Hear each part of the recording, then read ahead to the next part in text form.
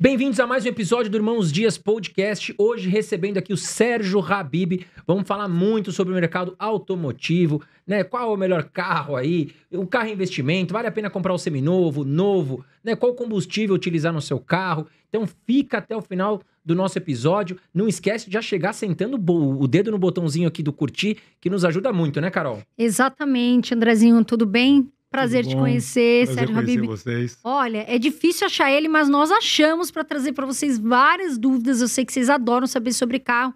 Mas antes de mais nada, a gente vai apresentar para vocês o nosso patrocinador aqui do canal, que é o Investidor 10. Lá, pessoal, vocês podem fazer, né, uma análise de fundos imobiliários, de ações, investimentos no exterior, e você também pode consolidar a sua carteira de investimentos. Tá bom, gente? Nós vamos deixar aqui, é gratuito, tá? Nós vamos deixar aqui um QR Code para você. Na descrição aqui tem um link para clicar e ajuda os Irmãos Dias Podcast, porque entrando por eles você vai dar uma força pro nosso canal. Tá certo? Combinado, Andrezito? Combinado. Sérgio, bem-vindo. Né? Obrigado por aceitar o nosso convite. Eu tô feliz de estar aqui com vocês. Que legal. Muito obrigado, Sérgio. Vamos lá, primeira pergunta, né? O que te motivou a trazer a Citroën e logo após a Jack Motors para o Brasil? Na realidade, o que aconteceu é que em 1990, eu tinha centros automotivos. Eu tinha 10 centros automotivos dentro do Carrefour. E eu comecei com um Lava Rápido que abriu o dia que o Tancredo Neves morreu. Em 85, faz tempo. Quando o Collor abriu a importação, eu falei, opa, eu tenho uma oportunidade de trazer uma marca de veículos importados no Brasil. Na época, o mercado era dominado por 4 montadoras, que é GM, Ford, Fiat e Volkswagen. E todo mundo achava que carro importado no Brasil não ia vender, não ia vingar, etc. Como eu tenho nacionalidade francesa também, eu pensei nas marcas francesas e eu sempre quis comercializar algo diferente. Porque quando você briga num mercado gigantesco com montadoras, ou qualquer mercado, é sempre bom você tentar procurar um nicho de mercado. Então, por exemplo, eu quero montar uma casa de pão de queijo. Se eu montar uma casa de pão de queijo, eu não vou ganhar dinheiro. Eu preciso ter uma ideia diferente. Se for uma casa de pão de queijo que nem as que já tem, eu não vou conseguir ganhar dinheiro. Eu preciso fazer algo que é diferente. Entre as 3 marcas francesas, Peugeot, Citroën e Renault, na época, a Citroën era diferente. Hoje não é mais. Mas na época, a Citroën tinha aquela suspensão pneumática, sobe e desce, etc. Tinha um estilo bem peculiar. Você pode gostar ou não, mas eu não quero vender para 100% do mercado brasileiro. Então, eu não quis trazer a Peugeot, eu não quis trazer a Citroën, a Renault, porque são carros. A diferença de um Renault para um Volkswagen ou de um Peugeot para um Volkswagen é quase nada. É a bolacha na frente. E a Citroën era diferente. Foi por isso que eu trouxe a Citroën. Comecei a trazer a Citroën em 1990. Fundei a ABIFA, que é a Associação Brasileira dos Importadores de Veículo. Depois eu trouxe a Jaguar, também, que era uma marca diferente, em 94. Que Jaguar é uma marca de luxo, mas ela tem um DNA diferente. Agora bagunçaram toda a Jaguar com o que fizeram lá, pelo amor de Deus. É um crime o que fizeram com a Jaguar. Aquele negócio lá daquelas campanhas malucas que eles fizeram. E qual campanha? A Jaguar, o público da Jaguar é basicamente masculino, 65 anos mais. E daí? Aí eles quiseram que o jovem comprasse Jaguar. O jovem não vai comprar Jaguar. Aí pararam de fabricar os carros e fizeram uma campanha psicodélica com atores assim super modernos, com look super moderno, roupa de plástica transparente colada no corpo, assim. Gente, o comprador de Jaguar não compra isso daí. E o jovem não vai comprar Jaguar. Quando a gente trabalha com marketing, a gente tem que tomar cuidado, porque a gente tem que saber quem é nosso público. Sim. E daí que meu público é 65 anos mais. Deixa eu só contar, vou contar uma história de carro que é interessante. Tem uma história de carro que é muito interessante, que é o New Beetle. Quando a Volkswagen lançou o New Beetle, fabricado em Puebla, no México, para o mercado americano, era aquele novo Fusca, aquele meio redondão, ele era meio altinho, tinha uma flor no lugar do cinzeiro. Na época, o carro vinha com cinzeiro. E foi um sucesso o carro. o carro vendia 300 mil carros por ano nos Estados Unidos.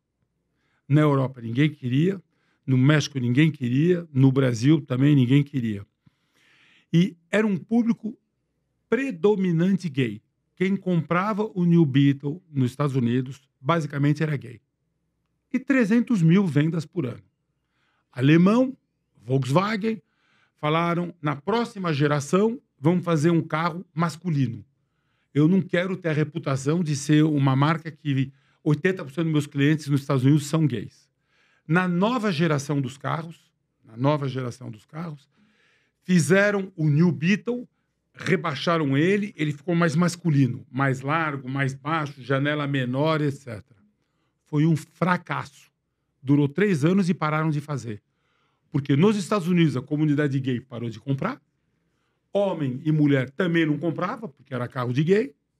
Conclusão, pararam de fazer. Afundaram a marca do carro. Afundaram o New Beetle.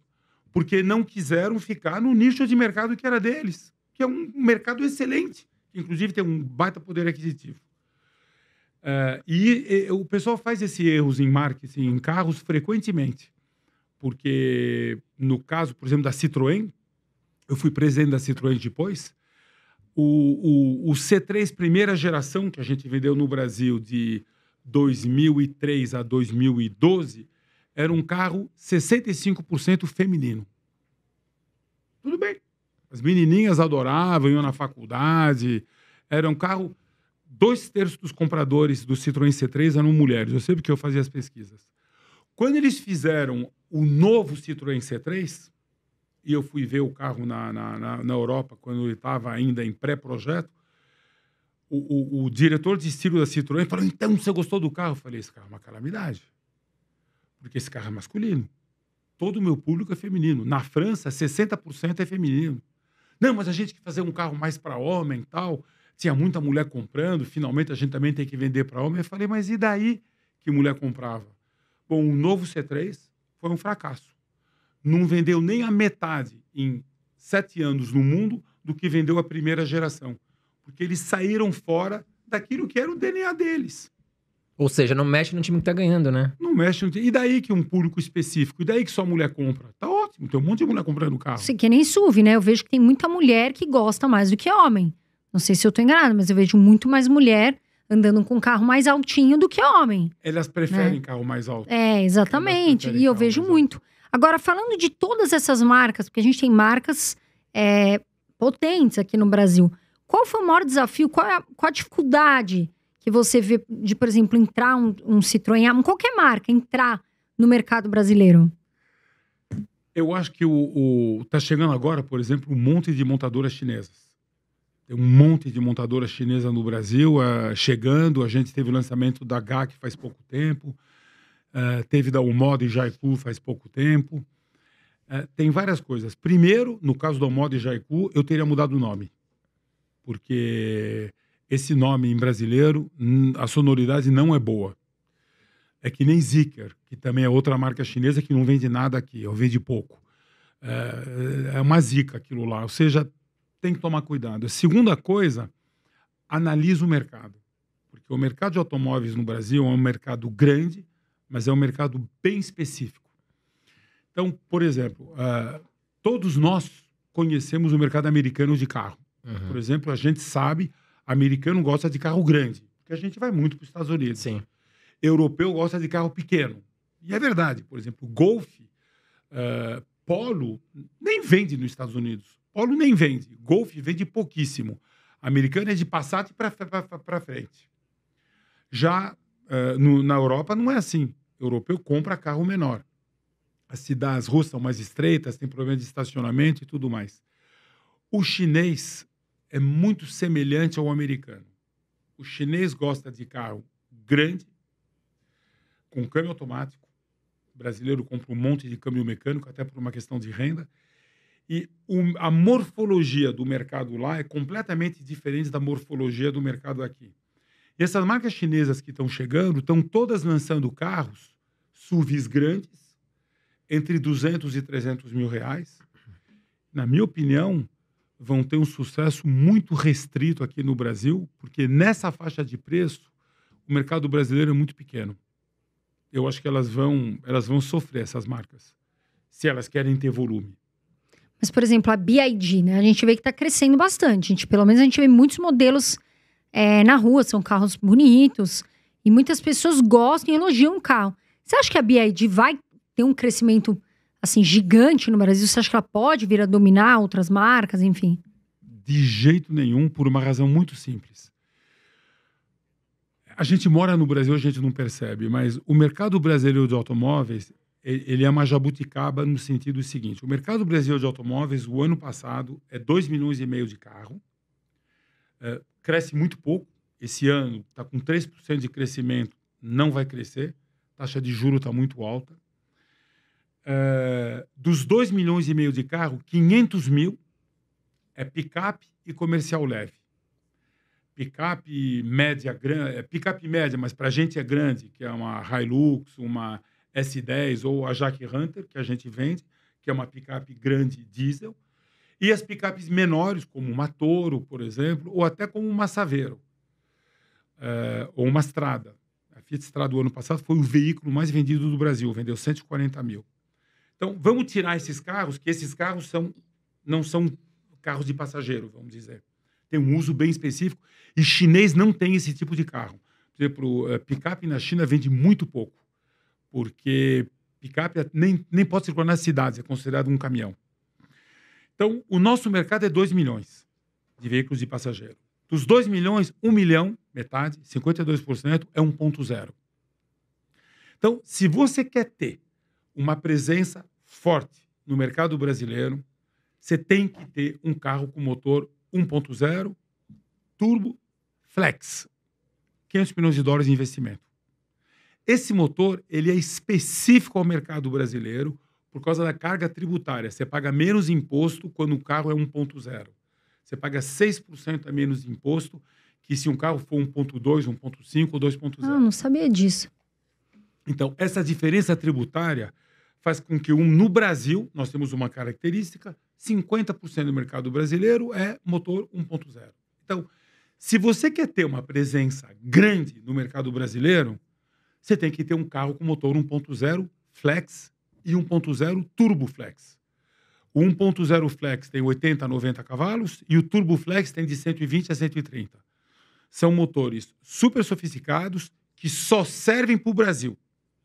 Na Europa, você tem motor 1.1, 1.2, 1.2 turbo, 1.3, 1.3 turbo.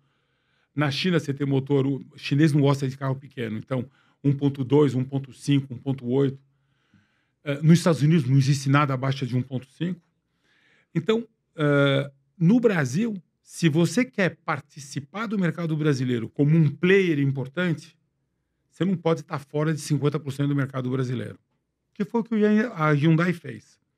O que a Hyundai fez em 2011? Eu quero vender carro no Brasil. Tá bom. Analisaram o mercado, falaram, bom, se eu quero vender carro no Brasil, eu preciso de um motor 1.0, na época não tinha turbo ainda, eu preciso de um motor 1.0, e de um carro específico para o mercado brasileiro, que é um carro compacto, rústico, simples, resistente, que é o HB20. O HB20 não é um carro sofisticado.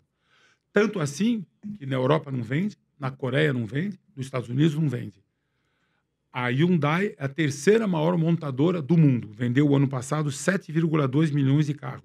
Toyota vendeu 10.800, Volkswagen 9.200 e Hyundai 7,5. Depois você teve a GM, um pouquinho menos de 6 milhões, a Ford vendeu 4 milhões, a BYD vendeu 4 milhões, ou seja, a Stellantis vendeu 5 milhões e 400, ou seja, a Hyundai tem uma gama extensa de produto e está num monte de países. O HB20 é uma jabuticaba. É um carro feito pro Brasil, pro brasileiro, dentro do Brasil. Não vende nos outros países. Não vai para o Chile, não vai para a Europa, não vai para os Estados Unidos, não vai para a Coreia, não vai para lugar nenhum. Quando você é uma montadora chinesa e você investe num produto, um motor específico para o Brasil e um produto específico para o Brasil, você perde toda a economia de escala que você tem na China. Isso você tem custos brasileiros. Você não tem mais vantagem competitiva nenhuma. Você não acessa a mão de obra chinesa, você não compra aço na China, você faz o carro no Brasil, com os custos brasileiros e tudo, com uma diferença.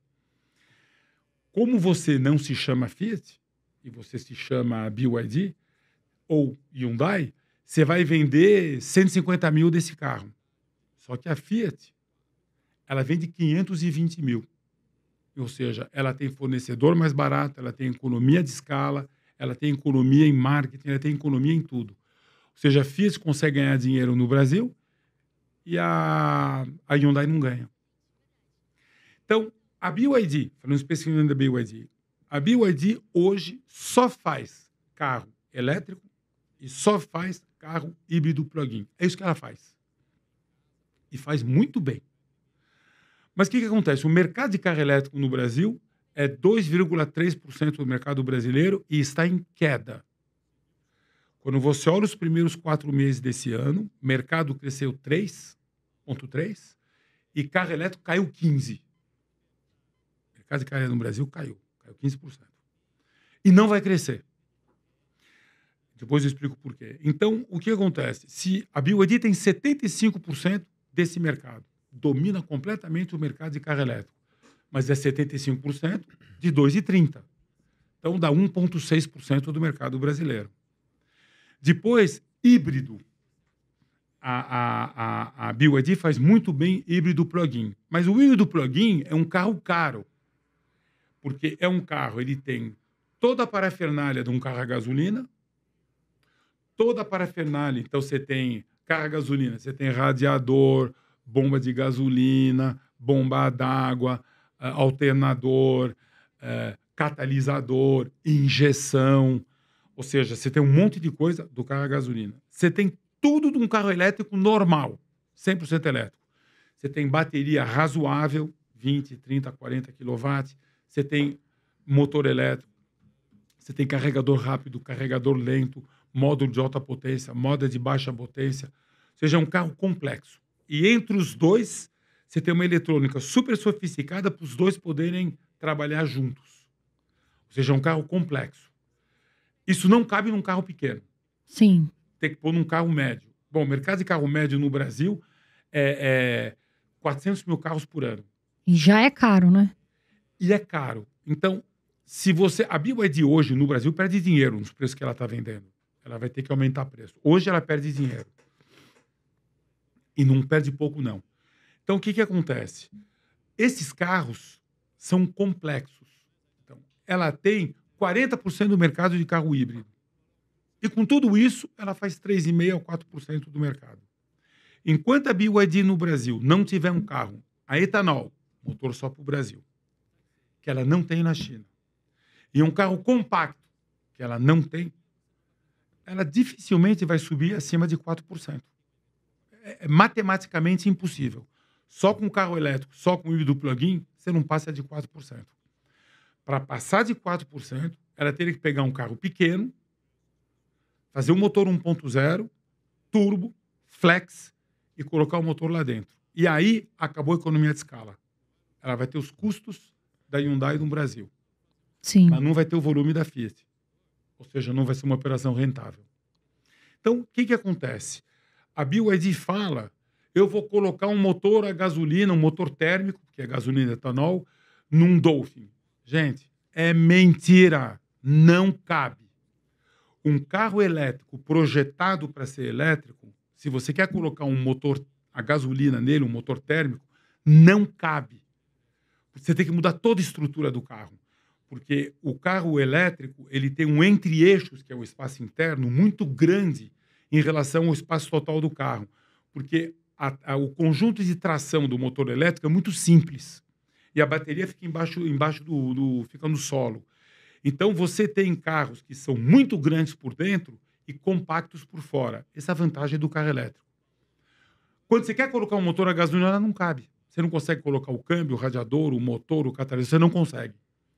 Então, se a BYD quer crescer de market share no Brasil, ela vai ter que lançar uma jabuticaba. Só para o mercado do Brasil. Não vai vender em nenhum lugar. Nem na América do Sul vai vender. E por que os carros elétricos estão caindo? Porque muita gente vinha falando que iria crescer. E aí, por que você acha que vai cair? Não, no Brasil já está caindo. Mas vamos lá, vamos falar o ano passado se vendeu no planeta Terra 10 milhões e meio de carro elétrico. 10 milhões e meio. De carro 100% elétrico. Não estou falando de híbrido plug-in. Estou falando de 100% elétrico. 10 milhões e meio. Dos 10 milhões e meio, 7 milhões foi na China. Ou seja, a China domina completamente essa tecnologia. 2 milhões foi na Europa. 1 milhão foi Estados Unidos e Canadá. E 500 mil em todo o resto do mundo. Ou seja, se você olha o resto do mundo, carro elétrico não vende nada. Porque o mercado de carro total é 90 milhões de carros. A China é 30. Lá vendeu 7. Então lá dá 25%. A conta certa dá 25%. Que o mercado da China de veículos, se você tira comercial leve, é 27%. Então, lá, carro elétrico é 25% do mercado. Na Europa é 13%, nos Estados Unidos é 7%, no resto do mundo é 2%. Então, primeira coisa, carro elétrico vende bem na China. Vamos olhar esse ano. Esse ano, o mercado de carro elétrico no mundo cresceu 800 mil carros. Uau! 800 mil carros. 600 mil na China. 600 mil na China. 150 mil na Europa. 50 mil nos Estados Unidos, que não é nada para o mercado americano. E zero no resto do mundo. Austrália caiu, Canadá caiu, Brasil caiu. Índia não cresceu. Na Índia, o mercado de carro elétrico é 3%. E a Índia é um mercado de 4 milhões e meio de carro. Ou seja, o carro elétrico, ele não é uma unanimidade, ele depende dos países. E, por exemplo, no Canadá, que é um país ecológico, o venda de carro elétrico caiu. Na Austrália também. E que é exigência, né? Uma exigência. Quais os motivos, Sérgio, da queda? Estrutura, investimento? O que acontece é o seguinte, o carro elétrico é um carro urbano sensacional. Urbano. Se você usa o carro elétrico em uso urbano, que é o que a gente vende, na Jaque, é um carro sensacional. Não faz barulho, não vibra, você nunca mais vai num posto de gasolina e tudo. Ele tem 2 problemas, o carro elétrico, no mundo inteiro. Onde eu carrego. Exato. E como é que eu faço para viajar. Então, no Brasil, não dá para viajar. Period. Não tem estrutura de carregamento no Brasil e não vai ter. E não vai ter nem daqui 30 anos. Depois eu explico por quê. Então, é um carro urbano. Então, é o seguinte, um carro elétrico é um HB20, que você não pode viajar com ele. O HB20, se eu quero ir para Paraty, eu vou. HB20, se eu quero ir para Florianópolis, eu vou. Sim. O carro elétrico, você não chega em Florianópolis. É um horror a viagem. Qual que é a autonomia hoje de um carro? Uma média? O carro elétrico, o carro que a gente vende, tem 300 km de autonomia. O BYD Dolphin ou o Mini Dolphin tem 300, 350 km de autonomia. Na estrada tem 200 e pouco. 230, 240. Você não vai andar nada. Não, e você tem que parar com 20%, você anda 180. Então você anda 1h30 e para carregar. Quando acha um carregador. E não vai achar no Brasil porque não tem. Mas a pessoa faz como? Ela tem o carregador dela, vamos dizer assim. Isso se você mora numa cidade e você está num prédio onde deixam carregar. Ah, sim. Minha filha tem um carro elétrico. O prédio dela é proibido carregar. Ela tem um problema toda semana, onde eu carrego o meu carro. Então ela vai no Hebraica para carregar, ela vem no meu escritório para carregar, porque ela não tem carregador. Puta, vira uma dor de cabeça, né? Uma dor de cabeça. Aí você pega, por exemplo, estrutura de carregamento. A China é uma autocracia. O que é uma autocracia? Alguém manda, todo mundo obedece. Então, lá, o governo fala, eu vou pôr 1 milhão de carregador nos próximos 2 anos. Eles colocam 1 milhão de carregador nos próximos 2 anos, porque alguém decidiu. E todo mundo obedece. Os Estados Unidos, o Biden, está na internet, se você digita, você vê, colocou uma linha de 5 bilhões de dólares para colocar carregador, uma estrutura de carregamento a cada 40 milhas em todas as estradas americanas. Ele viu quanto custava, tal, 5 bi de dólar. Em 3 anos, colocaram 8 carregadores. 8. Ninguém quis pôr. Porque nos Estados Unidos, você tem que convencer alguém a pegar esse dinheiro, a taxa de juros de 2%, fazer estrutura de carregamento e ganhar dinheiro com isso. Uhum. Você não ganha dinheiro com isso porque você não tem frota. E você não tem frota, então você não tem carregador. Então, o que vem primeiro? O ovo, a galinha. Exato. Aí você olha as empresas, os Estados Unidos. Os Estados Unidos têm hoje 190 mil carregadores. Que nos Estados Unidos, para o tamanho dos Estados Unidos, não é nada. A China tem 3,5 milhões. A França tem 150 mil, mas a França é muito menor. 18 vezes menor que os Estados Unidos. Então, vamos falar dos Estados Unidos. Estados Unidos é assim, você aluga um carro elétrico. Um amigo meu, história verídica, eu estava tomando café da manhã numa padaria e chegou uma pessoa que eu nunca vi na minha vida e falou: você é o Sérgio Habib, eu sigo você, aconteceu comigo exatamente o que você conta. Aí eu falei: o que aconteceu? Aí ele falou: eu aluguei um Tesla Plane. O Tesla Plane é aquele que vai de 0 a 100 em 2,2 segundos. Que é quase uma Fórmula 1. Fórmula 1 vai de 0 a 100 em 1,8. O carro ele falou: olha, eu estava com meus filhos, eu me diverti. Você pisava, gruda a nuca, eu adorei o carro. Mas a bateria, porque você gasta energia. Sim. Ele estava em Miami. Aí fiquei sem bateria. Falei: vou carregar no Bal Harbour. Aí ele foi no Bal Harbour, que é um shopping lá em Miami. Tinha lá uns 30 carregadores da Tesla. Ele colocou o carregador e entrou no shopping. Na hora eu falei para ele: peraí, você verificou se estava carregando? Ele falou: não. Eu pus o carregador e fui embora.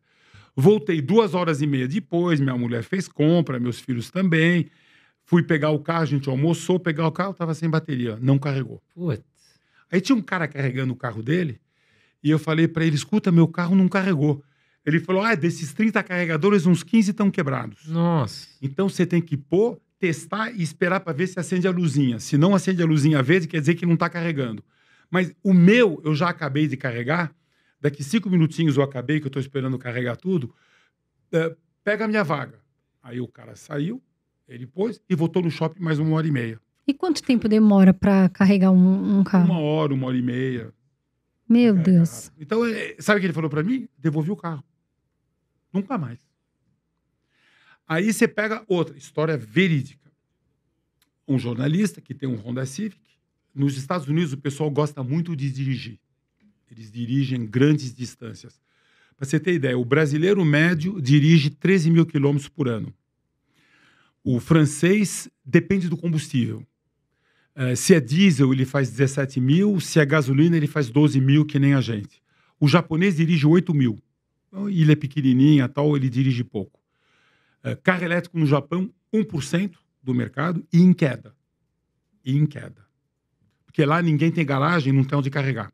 Você não consegue carregar em casa. Nos Estados Unidos, a média é 24 mil quilômetros.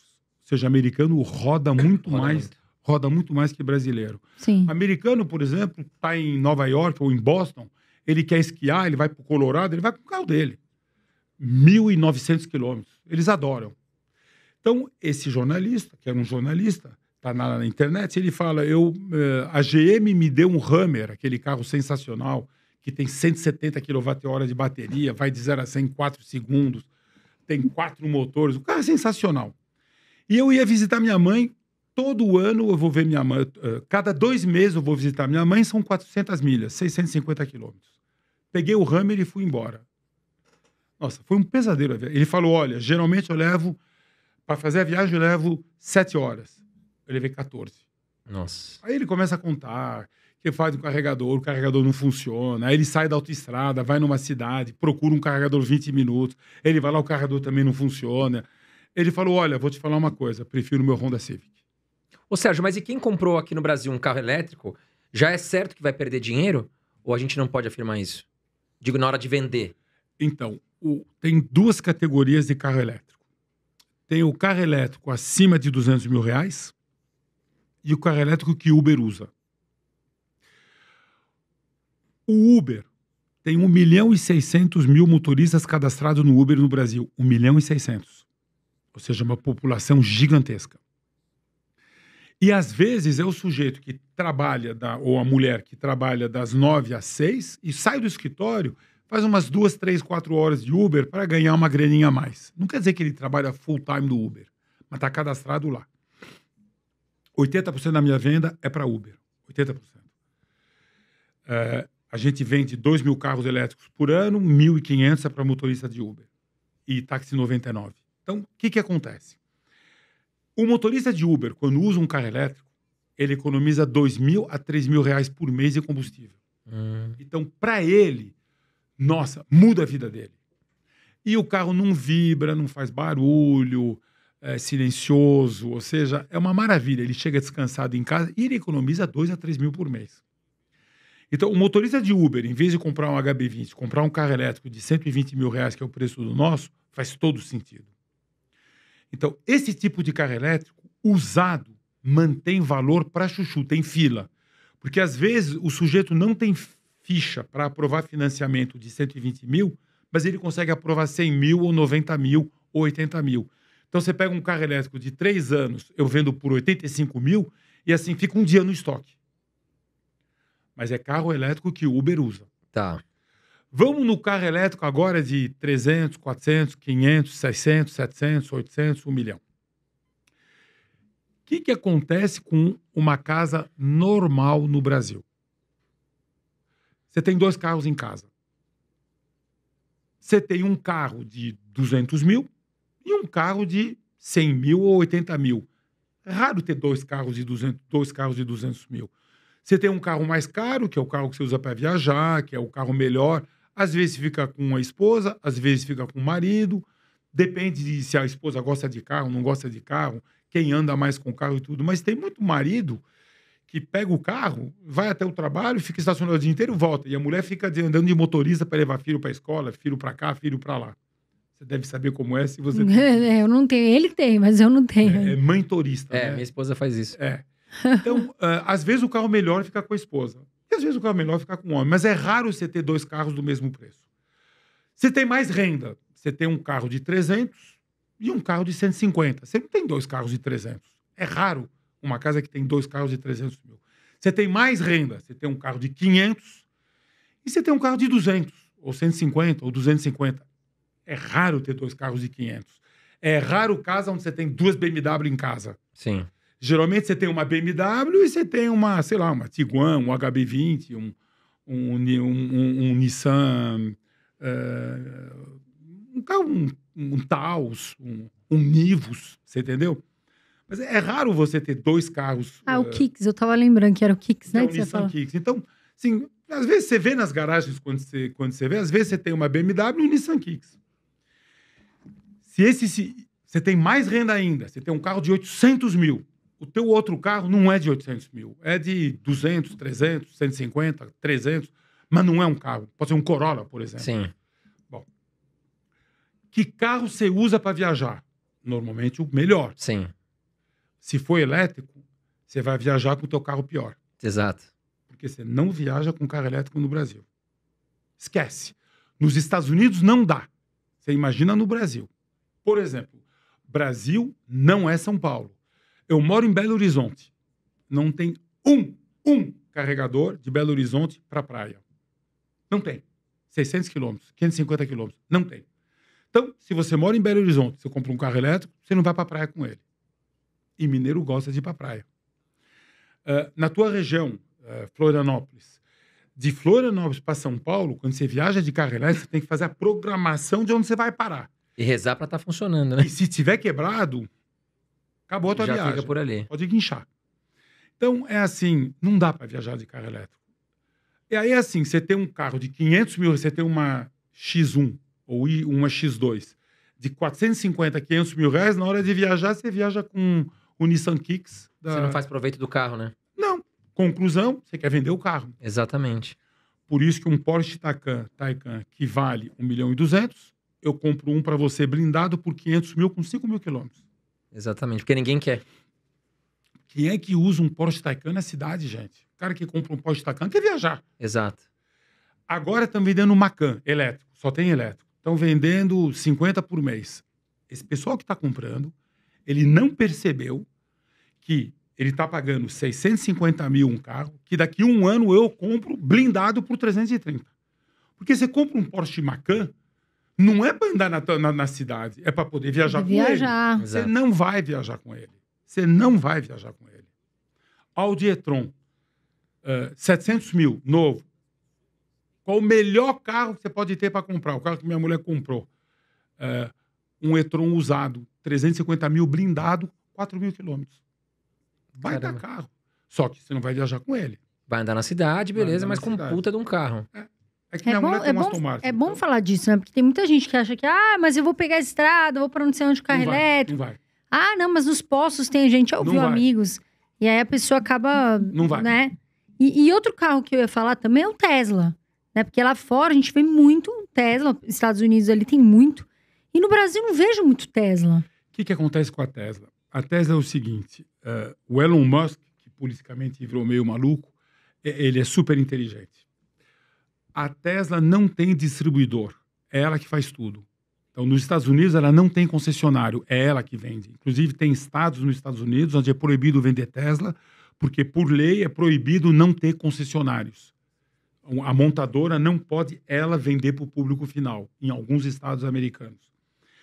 Então, a Tesla, por exemplo, na França, é eles que fazem. Na Alemanha, eles que fazem. Na China, eles que fazem.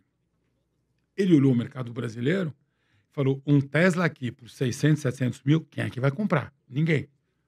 E realmente ninguém. Para vender 100 por mês, não vale a pena. Então, eles decidiram não trazer. Trouxeram alguns Teslas de importação paralela. Então, faz uns 2, 3 anos, vendia aí 40 Tesla por ano. 2 anos atrás vendeu 30, o ano passado vendeu 7. O que acontece com Tesla no Brasil? Eles fazem a programação over the air, chama OTA, over the air. Na primeira programação que eles fazem, você tem um Tesla no Brasil, ele para de andar. Porque é uma região onde ele não pode andar porque não tem rede Tesla. Então, os carros são todos parados. Você não vê mais um Tesla. E quem tem, está na garagem parado. O pessoal se uniu, chamou um técnico do México, porque no México vende Tesla. O México veio aqui, da Tesla, tentou consertar os carros, foi embora, não roda. Acho que o ano passado emplacou 4. Nossa. No Sul eu vejo muito um Cybertruck lá, de não sei quem que tem, não conheço a pessoa. Não vai durar. O primeiro OTA que tiver vai parar de andar. E o Cybertruck foi um erro, né? Não tá vendendo nada. Caramba. Nada. E não acha um carro bonito, assim, esteticamente? Não. E assim, não tá vendendo nada. Tá vendendo 2 mil por mês. É um fracasso o lançamento do Cybertruck nos Estados Unidos. Primeiro mês venderam 8 mil. Hoje vende menos do que F-150 elétrica. Não vende nada. Ô, Sérgio, uma dúvida que então, eu tenho. Desculpa. Fala. Não, então, o que acontece? O carro elétrico é excelente se você usa em uso urbano. E se você tem onde carregar. Porque se você mora num prédio onde é proibido carregar, como é que você faz? Você entendeu? Sim. Ô, Sérgio, aqui no Brasil a gente vê muito carro mecânico, né? Pra fora, quando eu viajo e tal, Tudo é automático. difícil. Pra Ásia ainda vi bastante carro, mas são países mais pobres, né? Carros mecânicos. Por que no Brasil a gente ainda vê tanto carro mecânico? Poder aquisitivo. O que acontece é o seguinte, o Brasil é um país de renda média baixa. Não, o pessoal fala renda média, não é. A nossa renda per capita no Brasil gira ao redor de 10 mil dólares. México, 10 mil dólares. Chile, 18. O Chile é bem mais rico que o Brasil, na média. Mas, por exemplo, Estados Unidos é 85. França é 42. Alemanha é 46. Turquia é 15. Polônia é 18. Em país de renda per capita baixa, o Brasil não tem dinheiro para ter carro com câmbio automático. Então, ele compra câmbio mecânico porque é mais barato. 7, 8, 9, 10 mil reais a menos é mais barato. E para o brasileiro faz diferença. E a gente tem outro problema, é que a taxa de juros no Brasil é muito alta. E carro geralmente você compra financiado. Então, o que o brasileiro pode ter como carro? A gente fala, não, o carro no Brasil, o Boris deve ter falado, eu adoro o Boris. Não, o carro no Brasil é um carro muito pior que o carro europeu ou que o carro americano. Claro que ele é. Por quê? Porque a gente não tem renda para comprar carro bom. O brasileiro, com a renda que a gente tem, você pode ver, os carros que a Volkswagen faz no Brasil, não vende na Europa. Os carros que a Fiat faz no Brasil, não vende na Europa. Os carros que a GM faz no Brasil, não vende na Europa. Por quê? Porque a gente não tem renda. E um dos problemas, um dos dramas da Peugeot Citroën no Brasil, é que a Peugeot Citroën no Brasil, ela pegava carro europeu e tentava vender no Brasil. O carro era muito sofisticado para o mercado brasileiro, muito bom, mas caro. Ou você vende no preço de um Fiat, e aí você perde dinheiro, ou você quer vender mais caro e não tem volume. Esse é um dos motivos da Ford ter ido embora. A Toyota foi embora também? Não sei. Não. A Toyota... O que acontece é o seguinte, contrariamente do que a gente acha, o pessoal acha que as montadoras no Brasil ganham um monte de dinheiro. As montadoras não ganham dinheiro no Tem Brasil. imposto demais. O carro no Brasil é um vetor de imposto. O carro no Brasil tem 37% de imposto no preço de venda. Então, quando você tira a carga tributária, o carro do Brasil é um dos países mais baratos do mundo. Muito mais barato que os Estados Unidos. Mas muito mais. Muito mais barato que a Europa. Você pega o Corolla. Primeiro tem que pegar um carro que é vendido em todo lugar. Então, pega um Corolla. O Corolla é fabricado nos Estados Unidos, vendido nos Estados Unidos. Fabricado no Japão, vendido no Japão. Fabricado na Europa, vendido na Europa. Na Europa, eles fazem na Inglaterra. E fabricado no Brasil, vendido no Brasil. E é o mesmo carro. A Toyota é o mesmo carro. O Toyota no Brasil, modelo lá XLE, que é o Toyota mais sofisticado, sem ser híbrido, ele custa R$190 mil. Quando você tira a carga tributária, R$120 mil, $20 mil. Esse mesmo carro, em Miami, é $28 mil sem imposto. No Brasil é 20. Ou seja, lá tem $8 mil a mais para a montadora. Sim. Não tem 8, porque você tem margem da rede, etc., e propaganda, etc., mas você tem 8 mil a mais no preço de venda. Esse mesmo carro na Europa é 38 mil euros. Tira o IVA, 32 mil euros. Aqui é $20 mil.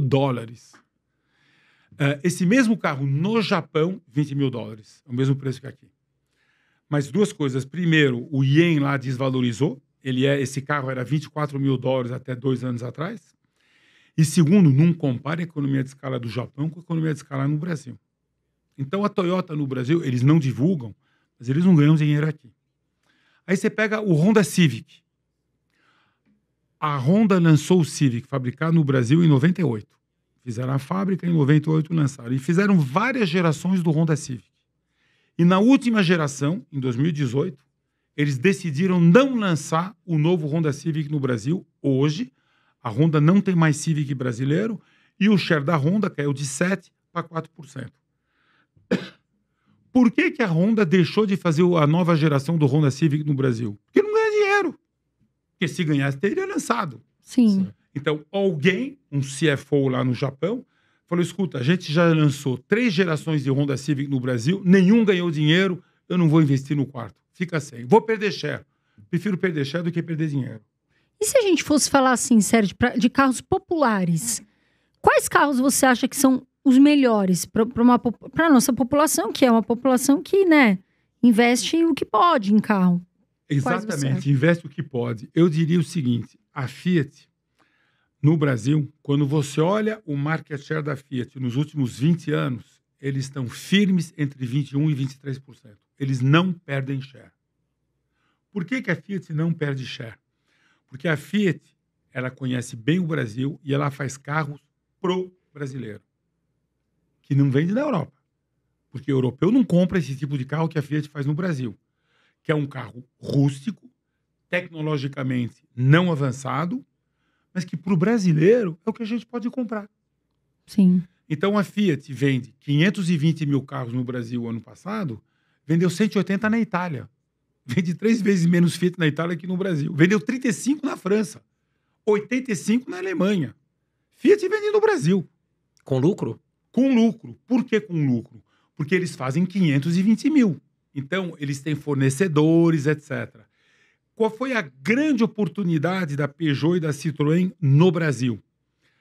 Quando teve as Stellantis, eles estão usando agora os fornecedores da Fiat, os motores da Fiat, a suspensão da Fiat, que não é sofisticada, mas é o que o Brasil pode pagar, e você consegue ter carros. Agora, os novos Citroëns estão a uma relação preço-qualidade excelente, mas não vende mesmo assim, por causa de reputação da marca. Mas aí se a gente fosse falar, por exemplo, Fiat, quais modelos você acha, Sérgio? Todos da Fiat, sem exceção, são carros completamente adaptados ao Brasil, por isso que ele é líder do mercado brasileiro. HB20 também, se achar um carro. HB20, que é uma jabuticaba brasileira. que também não vende em outro país do mundo, é um excelente produto. O T-Cross. O polo brasileiro é completamente diferente do polo europeu. O polo teve uma repercussão, né? Agora, não sei, foi recente até, teve algum problema de propaganda também, né? A Polo? Não, acho que não. A Volkswagen agora lançou o Teheran, que vai ser um grande lançamento, também bem adaptado, que não vende na Europa, que são carros adaptados àquilo que o brasileiro pode pagar. Sim. Então, no Brasil, essas marcas chinesas todas estão lançando os carros SUVs grandes, de 200, 250 mil reais. Não tem volume, gente. Não tem volume. Não vai lucrar, não vai ganhar dinheiro no Brasil. Agora, Sérgio, é certo a gente afirmar que os melhores carros estão no Japão e boa parte dos piores talvez estão na Inglaterra, ali no Reino Unido? É o que O Boris. o que acontece é o seguinte. Hoje, todos os carros têm os mesmos fornecedores. Todos os carros têm os mesmos fornecedores. O fato é que, por exemplo, o Land Rover dá mais manutenção. Sim. O Land Rover é um produto que dá muita manutenção e cara. Land Rover. Pro brasileiro não é muito Todo mundo fala, saudável, né? então. É assim, eu adoro carro inglês, minha mulher adora carro inglês, mas é produto que custa caro de manutenção. Hoje, eu diria o seguinte, o carro elétrico chinês, ele tem uma vantagem tecnológica em relação aos outros países. Por quê? Não porque eles são melhores, mas porque eles começaram antes. A China começou a fazer carro elétrico antes. Então, eles estão na frente, é que nem a Tesla. A Tesla começou também ao mesmo tempo, 2009, 2010. Então, eles estão na frente em relação aos outros. Então, não é que eles são melhores, mas eles estão na frente.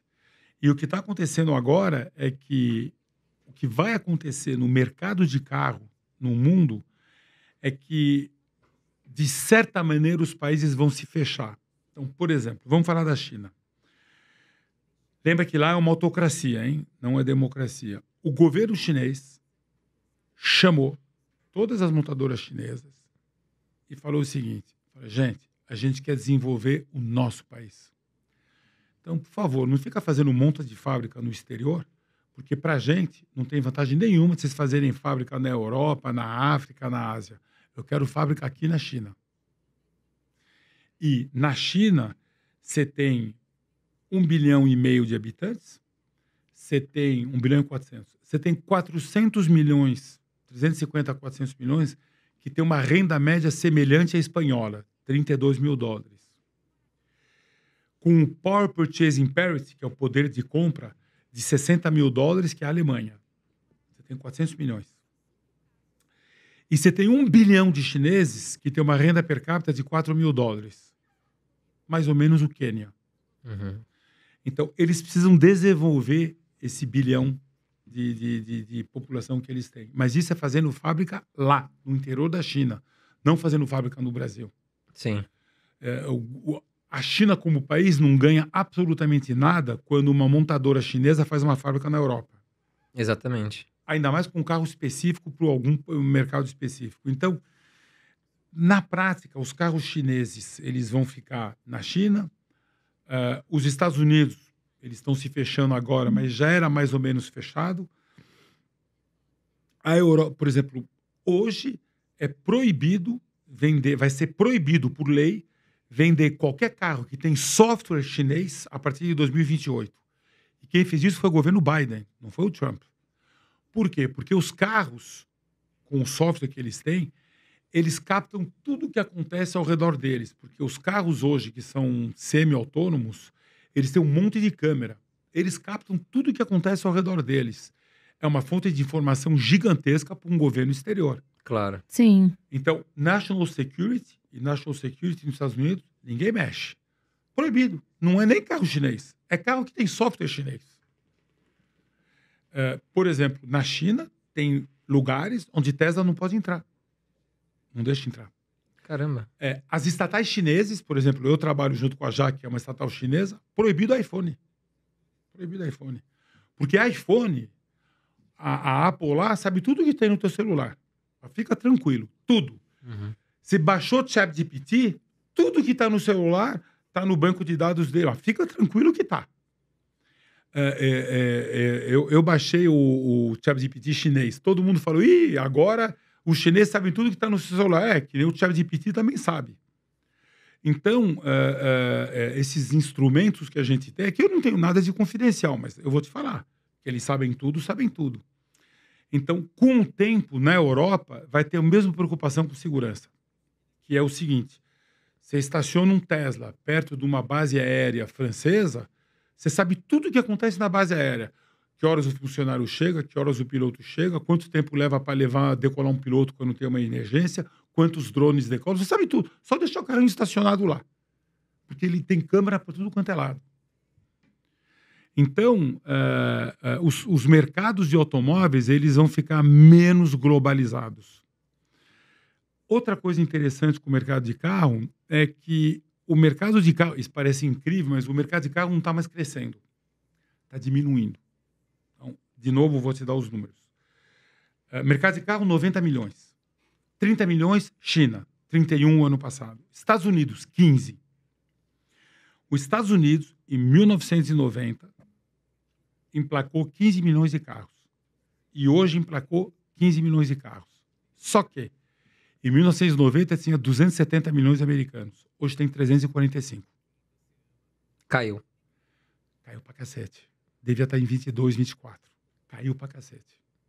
Por isso que, inclusive, o trânsito nos Estados Unidos não está piorando, está melhorando.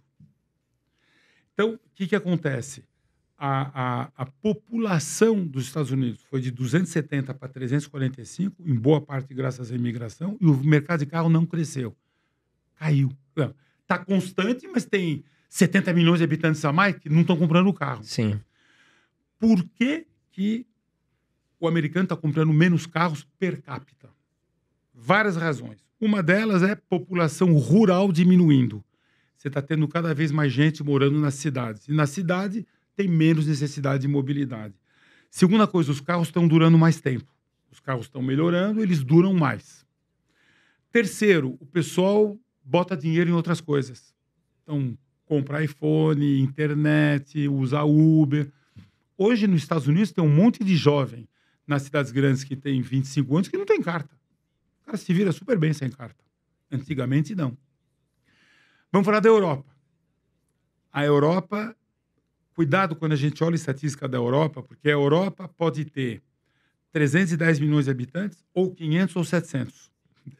Depende se você bota a Rússia na Europa ou não. A Rússia tem 145 milhões. Depende se você bota a Turquia ou não. Então, vamos falar Europa do euro, mais a Inglaterra e mais o norte da Europa. Noruega, Suécia, Dinamarca, etc., que não usa euro. Essa Europa tinha 290 milhões de habitantes em 90. 290, essa Europa. Hoje tem 315. Então, primeiro, a população da Europa cresce muito menos que nos Estados Unidos por causa da imigração. Mercado de carro era 17 milhões. O ano passado foi 12. O ano passado emplacou nessa Europa, a mesma quantidade de carro que em 1972. 1972. O europeu não compra mais carro. Não vai mudar. Primeiro, os carros duram mais. Segundo, na Europa você tem um monte de alternativas e população rural praticamente sumiu na Europa. E as pessoas usam Uber. Jovem hoje não sonha mais em tirar a carta. Eu tirei a carta com 18 anos de uma semana. Muitos jovens, até também. Aqui, usam Uber, porque às vezes é perto, economiza. Transporte público também, né? Metrô. Trabalha no carro, trabalha no Uber. Sim. Minha filha usa Uber porque ela fica no Uber e eu fico trabalhando. Exato, eu ocupo Meu filho tem uma namorada de 24 anos, ela não tem carta. Tem 26, não tem carta. Pois é, e até O jovem aqui não no tem mais Brasil aquele diminuiu. sonho, né? Não. Da autonomia, do... Então, onde é que o mercado de carro vai crescer? Onde a taxa de carro por população é muito baixa, por exemplo, o Brasil. Mas o Brasil é o seguinte, o Brasil, a nossa renda média não cresce. Nós estamos com graças a Dilma e as bobagens do PT que ela fez, nós estamos hoje com a mesma renda média de 2011, 14 anos depois. 14 anos depois. Então, a nossa renda média não cresce. E tem um número triste para o Brasil, que é o seguinte. Em 1994, a gente era 20% da renda per capita americana em Power Purchasing Parity, que é adaptado ao poder de compra. Você olha, 1994, Plano Real. A gente era 20% da renda per capita americana.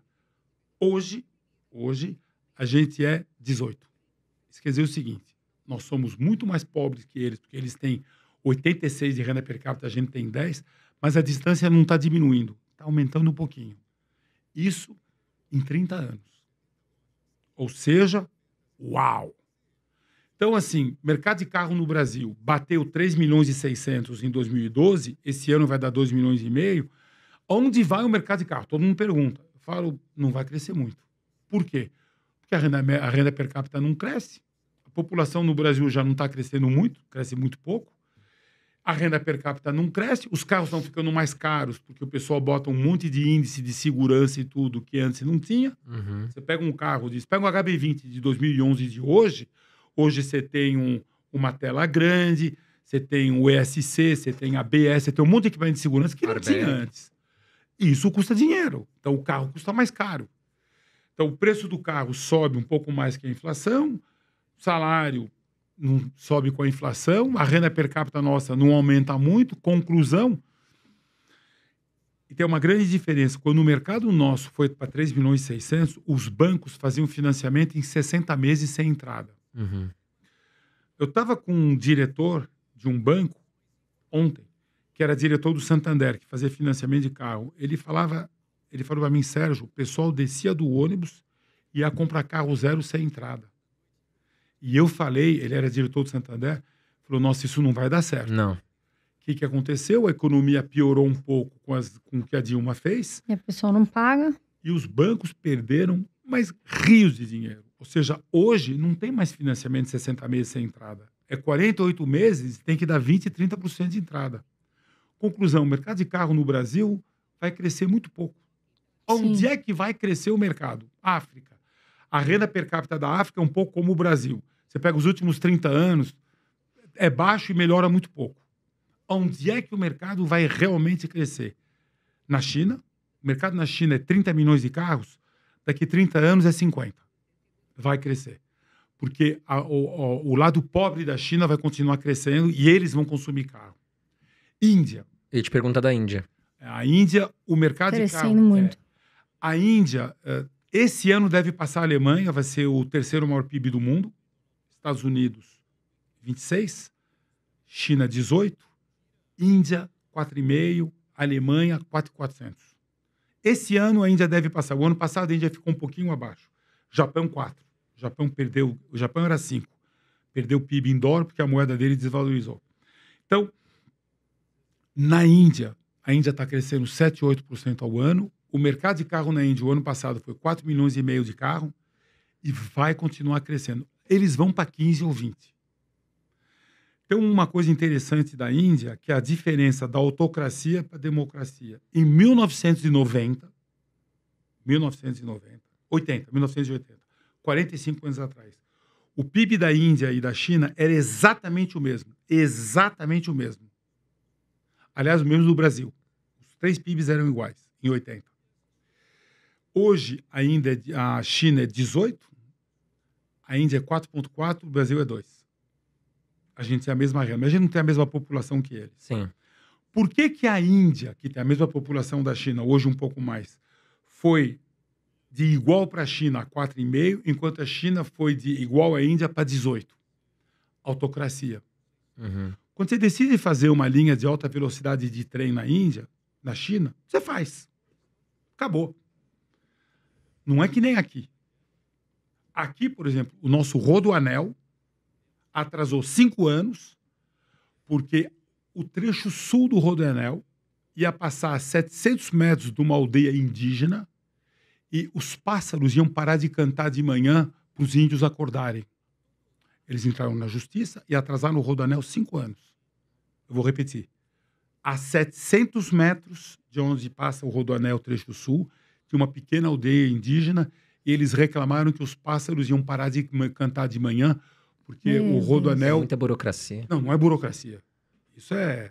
Pelo amor de Deus, né? gente, cadê o nosso progresso? Então é assim, numa democracia, que é o custo da democracia, você tem que convencer um monte de gente quando você quer fazer alguma coisa. Tem as vantagens da democracia, tem a desvantagem da democracia. Democracia custa caro. Então, a Índia, por exemplo, na Índia, você faz uma ponte. Se tem uma casa lá, na saída da ponte, e o cara não quer vender a casa para o governo, ele não vende. Eu fui muito para a Índia. Você tem ponte, eu ia trazer Tata no Brasil. Você tem ponte em Mumbai, que tem a ponte, e na chegada tem 2 casas, e a ponte teve que parar, porque os caras não quiseram vender a casa. É proibido. Você não tem como tirar os 2 caras. Democracia. Então, democracia tem seu custo. Mesmo assim, a Índia está crescendo. Então, vamos falar do mercado indiano. Olha como é interessante. Na Índia, tem uma montadora que chama Suzuki Maruti, que nós no Brasil nunca ouvimos falar. A Suzuki Maruti em bolsa vale mais que a Ford, vale mais que a GM, vale quase a BMW. Caramba, nunca tinha ouvido falar. 40 bi de dólar. A Ford vale 38, a GM vale 40, a BMW vale 45. Ela vale 40, 45, a Suzuki Maruti. Ninguém nunca ouviu falar da Suzuki Maruti. Por que a Suzuki Maruti vale tanto em bolsa? Porque, gente, pelo amor de Deus, ela faz 2 milhões de carros. A GM faz quase 6. Porque a Suzuki Maruti tem 40% do mercado indiano faz 45 anos. Que é gigantesco, né? Que é 4,5, mas está crescendo. Lá o mercado vai para 10. Lá o mercado vai para 20. E por que ela tem 40% do mercado indiano que ninguém consegue tirar ela desses 40%? A mesma razão que a Fiat. A jabuticaba indiana, que é um curry indiano, é o seguinte. Lá, carro até 4 metros paga menos imposto, é por tamanho. Então, na Índia, carro até 4 metros paga 15 pontos de imposto a menos do que carro acima de 4 metros. Então, o que acontece? A Suzuki Maruti tem um monte de carro com 397, 398, 399, 395, SUV pequeno, sedã pequeno, hatch pequeno, tudo até 4 metros. E cada vez que uma montadora tenta chegar lá, ela olha o mercado, ela fala, vou fazer um curry indiano. Ela tem que projetar um carro abaixo de 4 metros. Conclusão, acabou a economia de escala. Por exemplo, o Dolphin não pode vender lá. Uhum. Porque o Dolphin é maior. Sandero não pode vender lá. T-Cross não pode vender lá, 4,30 metros. Então, eu tenho que projetar um carro para a Índia. Se eu projeto um carro para a Índia, eu não tenho mais economia de escala. Sim. Quando eu lanço o meu carro na Índia, eu vou ter que brigar com a Suzuki Maruti, que tem 40% de share, rede em todo lugar e tudo. E eles fazem 2 milhões de carros. Então, ele paga o para-choque mais barato, o vidro mais barato, o aço mais... Ele paga tudo mais barato, porque ele faz 2 milhões. E eu, Volkswagen, faço 100 mil. Conclusão, todas as montadoras que chegam lá não conseguem brigar com a Suzuki Maruti e perdem dinheiro. Caramba, bela história, Sérgio. Que é exatamente o que acontece no Brasil com o motor 1.0. Todas as montadoras que tentaram chegar no Brasil e brigar com a Fiat, pararam. Olha a Renault. A Renault falou, eu tenho o carro certo para o Brasil, Sandero e o Logan. Motor 1.0, eu desenvolvi um motor 1.0, gastei 500 milhões de dólares para fazer o motor, 1.0 turbo, tudo isso a Renault tem. Só que a Renault nunca ganhou dinheiro com o Sandero e o Logan. Nunca. Aí chegou o presidente da Renault recente, Luca de Mel, que estava na Volkswagen antes, estava na Fiat, que é um cara muito bom. 3 anos atrás, ele fez uma coletiva de imprensa no Brasil e falou, nós vamos parar de fazer o Logan e o Sandero. A Renault tinha 9% do mercado brasileiro. Aí os jornalistas falaram, mas como? Isso é o market share. E o Luca de Mel falou, market share não é importante. Eu prefiro vender metade e ter lucro do que vender o que eu estou vendendo hoje e perder dinheiro em todo o carro que eu vendo. Porque a Renault, que vendia 100 mil Logan e Sandero, não consegue brigar em custo com a Fiat, que faz 500 mil. Jogou a toalha. Conclusão, a Renault hoje está com 4,5% de share, a Fiat continua feliz com seus 22%. A Fiat hoje é a maior empresa automobilística no Brasil, ô Sérgio? Então, em faturamento eu não sei. Porque a Toyota tem 9% de share, mas de carro bem mais caro. Então, teria que fazer a conta, nunca fiz. Vou fazer. Mas em volume, de longe. E a Fiat é a única montadora que ganha dinheiro no Brasil de verdade. Eles ganham. A Fiat ganha. Nem a Volkswagen. Não, a Volkswagen perde dinheiro no Brasil. Eu diria que nos últimos 10 anos, a Volkswagen deve ter perdido dinheiro 8 anos no Brasil. Caramba, não sabia dessa coisa. Porque a Volkswagen, ela ganhava dinheiro com Gol, por exemplo, que é um Sim. carro rústico adaptado ao Brasil. Mas você começa a pegar projetos europeus, simplificar os projetos e lançar no Brasil, é caro. E Mercedes, BMW, essas marcas de mais luxo, digamos assim? A Mercedes quis tentar ganhar dinheiro no Brasil, o share dela desmoronou. Pra você ter ideia, teve meses que ela vendia menos que a Porsche. Caramba. Aí ela decidiu baixar os preços. Agora, eu acredito que ela não ganha quase nada aqui, mas ela recuperou um pouco de volume. A Mercedes achou, eu sou Mercedes, o cara tem que pagar meu carro mais caro que um BMW, porque a BMW aqui é mais agressiva em preço. Eu duvido que a BMW ganhe dinheiro no Brasil, mas eu duvido. Ô, Sérgio, a gente falou tanto dos carros elétricos, mas algo me chamou a atenção. Aqui no Brasil a gente não tem estrutura. E o que me preocupa? Pelo que você falou, por exemplo, a China vem pressionando as montadoras lá a ficar mais em casa, né? Digamos assim, a focar mais na China. A gerar emprego lá. Né? Ou seja, vamos pensar mais aqui na China. A Tesla não vê o mercado brasileiro aqui interessante. Mas enfim, por exemplo, BYD. Como é que vai ficar no futuro a questão de manutenção desses carros aqui no Brasil? Porque a gente vê muito BYD rodando no Sul, também eu vejo muito aqui em São Paulo. Não, eles vão acabar investindo em rede, vão acabar investindo em infraestrutura e tudo, vai demorar um pouco. E eles vão fazer carro no Brasil, mas o problema é o seguinte, se eles querem crescer em share, eles têm que fazer um carro, eles têm que fazer um HB20, eles têm que fazer uma jabuticaba. Se eles não fizerem uma jabuticaba, eles vão ficar com 4% do mercado brasileiro, que está muito bom. 4% do mercado de 2 milhões de carros é 80 mil, e se você conta picape e tudo, 4% de 2 milhões e meio é 100 mil carros. Tá muito bom, parabéns. Mas, gente, não vai fazer 8% nunca se não tiver carro 1.0 turbo flex. Não vai fazer. Porque até a Toyota, que está com 8, 9% de share, tem motor 1.0. Teve que fazer para o Brasil. Então, não tem jeito. Não tem jeito. Chega uma hora, você tem que entrar no mercado que é o nosso mercado. Para você ter ideia, o mercado chinês, 27 milhões de carros. Carro de 4 metros na China, que é o carro HB20 nosso, os carros pequenos da Fiat, os carros pequenos da Renault, etc. Carro abaixo de 4 metros. É 1,1 milhão, que é o nosso mercado. Não vende esse tipo de carro lá. Os chineses gostam de carro grande. Então, a morfologia do que se vende lá, o que se vende aqui, não é a mesma. Então, eles vão vender. Mas vão vender 1%, 0,5%, 2% do mercado brasileiro. Ninguém vai ter 7%, ou 8%, ou 9% do mercado brasileiro, a não ser que decidam fazer uma jabuticaba. E se eles fazem uma jabuticaba, não vão ganhar dinheiro aqui. Porque eles vão ter custos mais altos que a Fiat e vão ter que vender a preço de Fiat. E aí eles não vão ganhar dinheiro. E aí um dia o cara cansa, né? A Ford cansou. A Honda cansou. Um dia cansa. Você faz carro, você não ganha dinheiro, um dia você cansa. Ô Sérgio, o cara que tá pensando em comprar um seminovo, até elétrico, enfim, qual a dica para ele não cair numa furada?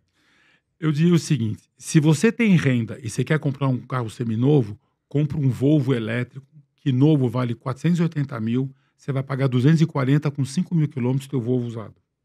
E você vai estar feliz com ele. Você não vai viajar com ele, mas você vai estar feliz com ele. Ou compra um Mini elétrico usado, novo, 280 mil, por 135 você compra um com 1 ano com 3 mil quilômetros. Não vai perder muito na revenda depois? Ah, não, já desvalorizou. Já caiu para cara. Já caiu 50%.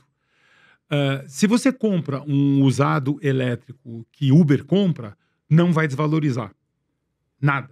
Porque você vai revender o carro. Por exemplo, um carro elétrico nosso, de 2 anos com 30 mil quilômetros, tem fila para comprar. Porque o Uber roda 70 mil, 60 mil por ano. Então, esse tipo de carro tem uma demanda enorme.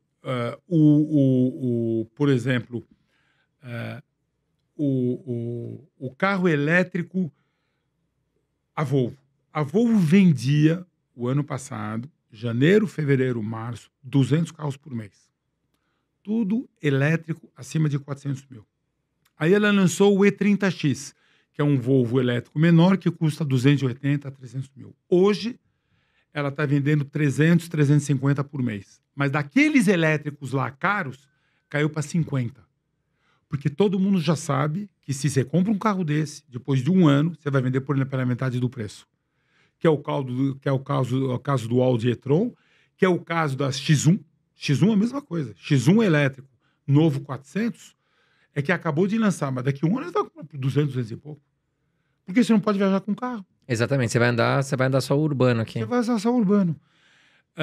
Outra coisa interessante do mercado brasileiro é que carro usado mais antigo, 15 anos, nos Estados Unidos, não vale nada. 2, 3 mil dólares.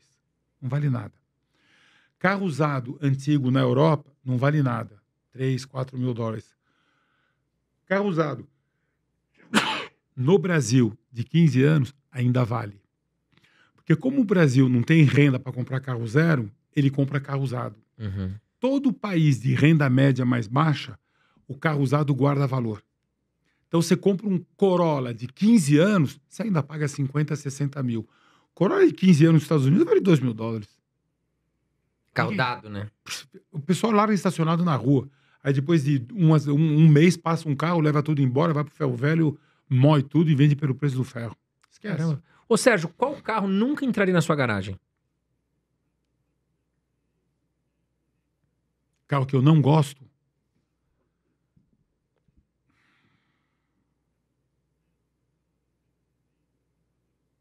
No Brasil, eu não compraria um Peugeot. No Brasil. Na Europa, sim. Mas no Brasil, não. Por quê? Porque é uma marca que tem pouca aceitação no Brasil, tem menos de 1% de share.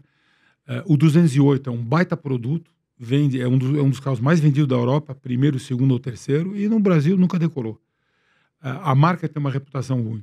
E quando a marca tem reputação ruim, para recuperar a reputação é complicado. Que é uma coisa que as marcas chinesas que estão chegando têm que tomar muito cuidado. Muito cuidado. Ô, Sérgio, dentre 3 carros, HB20, Onix ou Argo, qual seria o melhor e o pior, na sua opinião? Pior, Onix de longe. HB20 e Argo, eu compraria os dois. Porque é um carro urbano, não é um carro muito caro, desvalorização baixa e eu posso pegar minha família e ir para Florianópolis ou para Camboriú sem problema nenhum. E o Onix não por quê, Sérgio? É muito pequeno e o Onix é um carro brasileiro. Não gosto do Onix. Falando sobre combustível aqui no Brasil, Sérgio, sempre as pessoas perguntam assim, né? Poxa, vale a pena eu chegar na bomba de combustível e colocar uma gasolina aditivada aqui no Brasil? Eu posso confiar? Qual que é a sua opinião sobre... Gasolina aditivada, que nem o Boris fala. Gasolina aditivada, jamais. É uma enganação isso daí. É uma enganação. Não existe aditivo para gasolina. Não existe. Compra gasolina normal e acabou. Exceção. Diesel. O que acontece com diesel? Para quem tem picape. O diesel no Brasil tem biodiesel dentro dele. O biodiesel, ele apodrece. Ele apodrece. Então, depois de 1 mês, inclusive, ele tem cheiro ruim, de podre. Depois de se você, por exemplo, tem uma picape diesel, todas as picapes são diesel, a nossa é diesel, vende 150 mil picape diesel grande no Brasil e vende mais umas 80 mil, vende 250 mil picape diesel no Brasil, é muita coisa. Você viaja, você volta 1 mês depois, meu filho, você ligou teu carro, acabou com o teu bico injetor, teu carro vai parar porque o diesel apodreceu. Ele literalmente apodrece. Então, 2 soluções. A melhor solução, ter que pôr um aditivo que impede o biodiesel de apodrecer. Isso é a solução. Quem tem carro diesel e já deixou o carro 1 mês sem andar, sabe o que é. Ou barco. Barco que tem motor diesel. Mesma coisa. Você não pode deixar o S10, que é o diesel bom, 1 mês no tanque. Ele apodrece e ele acaba com o teu motor. Então, aí sim, gasolina aditivada, de jeito nenhum. Sempre, então, foca na comum Foca na comum e acabou e funciona muito bem. Cuidado que às vezes tem posto que batiza a gasolina. Então tem que tomar cuidado.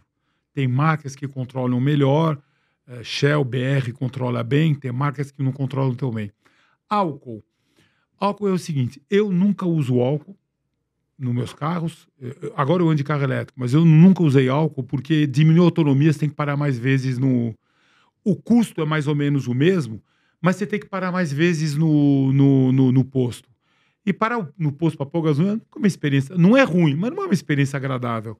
Então, o carro a gasolina, você faz 400 quilômetros, com o carro a álcool você vai fazer 250. Você gasta a mesma coisa, mas você vai parar mais no posto. Autonomia menor. A autonomia é menor. Então, por exemplo, na estrada, jamais.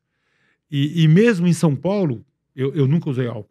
Sempre usei gasolina. Ô, Sérgio, voltando na questão do carro elétrico, eu não sou um grande conhecedor de carro, mas eu ouço muito falar da Tesla e do BYD mesmo. Comparando os dois carros, você vê muita diferença entre um e outro? Tecnologia, qualidade do carro? Eu diria que é outra faixa de preço. Hein? É outra faixa de preço. O Tesla é muito mais caro que o BYD.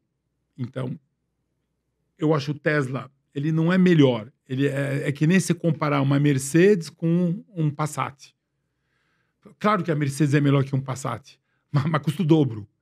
Então, claro que o Tesla é melhor que um BYD, mas custa o dobro. Vamos falar na Europa. Porque na Europa vende BYD e vende Tesla. Um Tesla na Europa é 50, 60, 70, 80, 90 mil euros, depende do modelo. Um BYD é 30, 40, 50. Então, você está comparando duas coisas diferentes. O Tesla é um baita produto. Mas, por exemplo, viajar com Tesla é um pesadelo também, hein? Não muda nada. Porque o Tesla tem 500 km de autonomia, na estrada tem 300, porque você anda mais rápido, e você tem que parar com 20%. Conclusão, você anda 240 km. Na Europa, não é nem 2 horas. Então, cada 2 horas tem que parar para carregar. E tem uma coisa que pouca gente sabe, quando chove, o carro gasta 20% a mais de energia. Por quê? Porque a chuva em cima do carro, ela gera atrito quando ela bate no carro, porque a água que voa atrás do carro é energia que você está jogando fora, porque você está levantando essa água, isso é energia que você está jogando fora, e a água estraga um pouco a aerodinâmica do carro. Esses 3 fenômenos juntos quer dizer o seguinte: a 130 por hora, quando chove, você gasta 20% a mais de energia. Ou seja, se chover, você vai fazer, em vez de 240 km para ter para hora, você vai fazer 200. Mas essa ideia é só para carro elétrico ou para carro a combustão também? Combustão também, mas combustão você não percebe. Porque você para no posto um pouco antes, 3 minutos, você colocou combustível e vai embora. Sim. Então você percebe no carro elétrico. Você entendeu? Ô, Sérgio, falando em Europa, por exemplo, 2 carros alemão, acredito eu, BMW e Mercedes. Qual tem maior aceitação na Europa e no mundo? E falando em nível Brasil, né? Quais estão melhores posicionados assim, em relação à tecnologia? Qual é o mais carro, assim? Então, os dois são iguais em tecnologia. Audi também é praticamente igual. Eu diria que a Audi talvez um pouco menos, mas muito pouco a menos. É uma questão de preço. Então, o que acontece com a BMW no Brasil? A BMW no Brasil, ela quer fazer volume. Então, quando você vai numa concessionária BMW e você vê uma X5, a nova X5, 700 e poucos mil reais, você vai na Mercedes, você vê a Mercedes equivalente, é 900. Então, você não faz essa conta, mas você fala, porra, por 750 prefiro comprar a BMW. Mas esse vende pouco. Vamos falar de X1. O X1, a gasolina, é mais barato que o Mercedes equivalente, 100 mil reais. Então, você vai numa BMW, você quer gastar 350 mil, você tem uma X1 bacana. Na Mercedes, por 350, você não tem um carro bacana.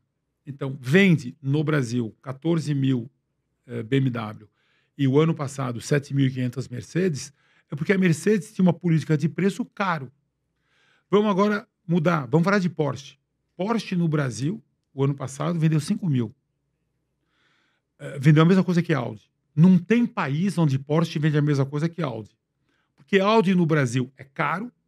Você olha o preço de um Audi na Alemanha. Você olha o preço de um BMW na Alemanha. E você olha o preço dos dois no Brasil, o Audi no Brasil é mais caro. Então, por exemplo, quanto vale uma Q5 na Alemanha? Com equipamento determinado, 65 mil euros. Quanto vale uma X3 na Alemanha? 65 mil euros. Estou chutando os números. Aí você vem no Brasil, a BMW é mais barata. O pessoal compra BMW. Eles não fazem essa conta, mas o pessoal compra BMW. O Audi no Brasil está caro. Teoricamente, a Porsche é um carro com mais tecnologia, mas... Sim, o que acontece com a Porsche? A Porsche decidiu não ganhar dinheiro no Brasil. Ah, tá. Então é assim, você pega, por exemplo... Por isso que a gente vê tanto Porsche, então, aqui na rua, né? Exatamente. É porque simplesmente um Porsche na Alemanha, uma Cayman, é mais caro que uma X5. No Brasil é mais barato que uma X5. Então você vê um Cayman 650 e uma X5 750. E você vê na Alemanha o Porsche é mais caro. Então você fala, pô, um Porsche um pouco mais barato que uma BMW, eu vou comprar um Porsche. Então é pura estratégia de preço. Quem decide essas coisas sempre é preço. BYD aqui vende muito porque eles estão queimando o preço para ganhar mercado. O que eles não percebem é que onde eles atuam, o mercado é pequeno. Você tem 75% do mercado de carro elétrico no Brasil. O mercado de carro elétrico caiu, que nem caiu 15%, tua venda vai cair 15%. Você vai o quê? Passar para 85% do mercado? Não vai. Você já tem 75%. Você tem que fazer outra coisa. Você entendeu? Agora, na segunda posição aqui no Brasil de carros elétricos, quem que tá na posição? Na segunda, Great Wall junto com Volvo. Mais ou menos empatado. E depois a gente. Legal.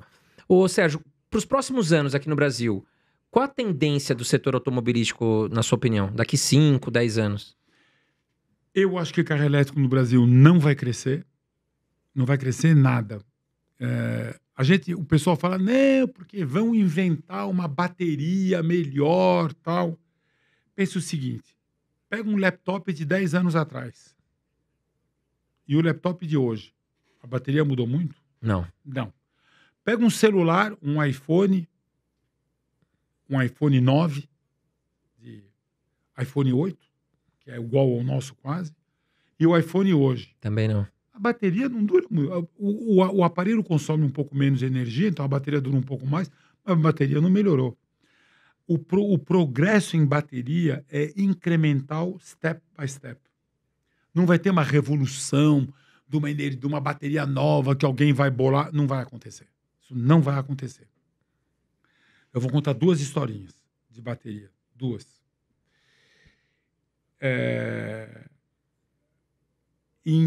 A primeira bateria de lítio-íon saiu em 94 no StarTAC. Sabe aquele lembra? Você abria assim, Sim. puxava a antena com dente, guardava ele aqui. Sim.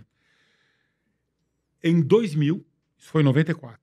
Em 2000, quando a Boeing fez o 787, é o primeiro avião de comando todo elétrico. Ou seja, lá na frente, quando o comandante faz isso, em vez de ter um cano hidráulico que transmite pressão lá para trás para fazer o movimento, você tem um sinal elétrico num fiozinho, um motorzinho elétrico lá e faz isso. Fly-by-wire. A Boeing falou, eu vou usar a bateria de lítio-íon em 2000. Os aviões começaram a voar em 2009. Foi lançado em 2011. Em 2012, digita na internet, eles groundearam o avião porque o avião estava pegando fogo. A ANA, que foi o cliente que lançou o 787, teve um avião que pegou fogo no solo e teve um avião que pegou fogo pousando. Ninguém morreu. Ficou 2 anos groundeado o avião. Caramba. Ou seja, 20 anos depois de lançar a bateria de lítio-íon, em 2011, 17 anos depois, pegava fogo. Como é que resolveram? Não resolveram. Porque o risco existe. Colocaram as baterias num invólucro especial que se a bateria pega fogo, o avião não pega fogo. Não resolveram o problema. Que loucura. Vou te contar outra história. Em 2011, a GM quis lançar um carro elétrico. 2011. Para lançar um carro leva 5 anos. Ela chegou para a CATL, maior fabricante de bateria do mundo, tem 37% do mercado mundial de bateria, vale 140 bi em bolsa, vale mais do que GM, mais Ford, mais BMW em bolsa, a CATL. E falou, eu quero uma bateria, mas o meu carro elétrico tem que ser melhor. Então, eu quero que, com o mesmo peso, eu quero mais autonomia. Isso se chama densidade energética. Eu quero aumentar a densidade energética da bateria. A CATL falou, eu não sei fazer. A LG falou, eu sei fazer. Pode encomendar aqui que eu faço. Em 2016, lançaram o carro. Em 2019, o carro começou a pegar fogo. Nossa. Pegou fogo alguns carros, fizeram um recall e diminuíram a autonomia do carro em 10% por software. Ou seja, quando você carregava a bateria, ela não chegava a 100%. Ela chegava em 90% e indicava 100%. E o carro perdeu 10% de autonomia. Uhum. Eles tinham vendido 130, 140 mil carros, recompraram 13 mil carros de americanos que falaram, eu comprei um carro com autonomia maior, e continuaram a vida. Em 2020, o carro voltou a pegar fogo. Pegou fogo 1, 2, 3, 4, 5, 6, 7, 8, 9, 3 no exterior. O National Highway Safety Agency, que nos Estados Unidos tem poder de polícia, falou, vocês têm que fazer um recall, porque seu carro pega fogo quando carrega. A GM falou, não vou fazer recall, porque o risco de incêndio de meu carro é menor do que com carro a gasolina. Tá aqui os números. Aí o NHSA falou, não, mas o teu carro pega fogo enquanto carrega. O carro a gasolina não pega fogo sozinho. Então você tem que fazer um recall. A GM falou, não vou fazer o recall. Aí a NHSA mandou um e-mail pro board da GM. Falou, se vocês não fizerem o recall e um americano morrer, eu prendo todo o board da GM. Todo o board, os 12. Os caras fizeram o recall. O recall que está na internet é um primor de burocracia americana. Caro cliente fulano de tal, muito obrigado por ter comprado um GM Bolt. O seu carro pode pegar fogo enquanto você está carregando o seu carro. Meu Deus. Anexo, estamos fornecendo um cabo de 50 pés. Ao carregar seu carro, carregue fora da garagem. Se seu carro pega fogo, a garagem não pega fogo, sua casa não pega fogo. Ao carregar seu carro no supermercado, use esse cabo para colocar seu carro longe dos outros carros. Se seu carro pega fogo, os outros carros não pegam fogo. Bom, moral da história. Tiveram que recomprar todos os carros, perderam 7 bi de dólar, processaram a LG. Meu Deus. A LG, está na internet, pagou 1,9 bi de dólar para a GM de indenização e falou o seguinte, se você quer mais, eu entro no Chapter 11 e não pago porra nenhuma. E pagou 1,9. Bom, o mercado inteiro conhece essa história. Então, quando você chega, quando você chama Porsche, você chega para um fabricante de bateria e fala, olha, eu quero uma bateria que dura 1.000 quilômetros com 200 quilos. O cara fala, assina aqui. Assina aqui um documento que se o carro pegar fogo daqui 10 anos, a culpa é sua. Porque o problema do carro é que o carro tem que durar 20 anos. Sim. Ninguém sabe como envelhece essas baterias depois de 20 anos. Então, essa história que eu estou te contando, quando é que a GM falou com a LG? 2011. Quando é que deu problema? 2020. 9 anos depois. 150 mil carros vendidos depois. Puta merda. Então, o que acontece? O fabricante de automóvel, por exemplo, celular. Meu WhatsApp, de vez em quando, dá problema. Eu tiro ele e boto ele de novo. Sim. Imagina você num carro na estrada e o carro para de funcionar. Você vai no acostamento, desliga, bloqueia as portas, reabre as portas, liga de novo. Ah, agora está funcionando. Você não aceita fazer isso num carro. Exato, com certeza. Vai parar a sua viagem para fazer isso. Mas no celular todo mundo faz. Sim. O celular dá pau, aí você liga lá, você fala, não, desliga o celular e liga de novo. Reinicia, né? O Wi-Fi não tá pegando. Ah, mas no avião. Ah, desliga o celular e liga de novo, que às vezes pega. Você desliga o celular e liga de novo. Imagina no carro. Exato.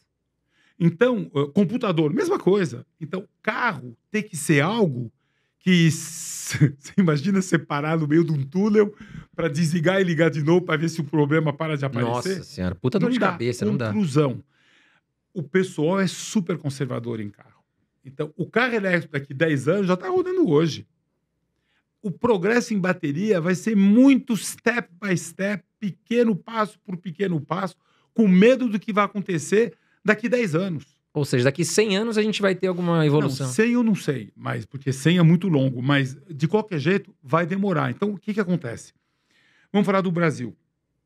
O Brasil não vai ter estrutura de carregamento, porque nem nos Estados Unidos tem.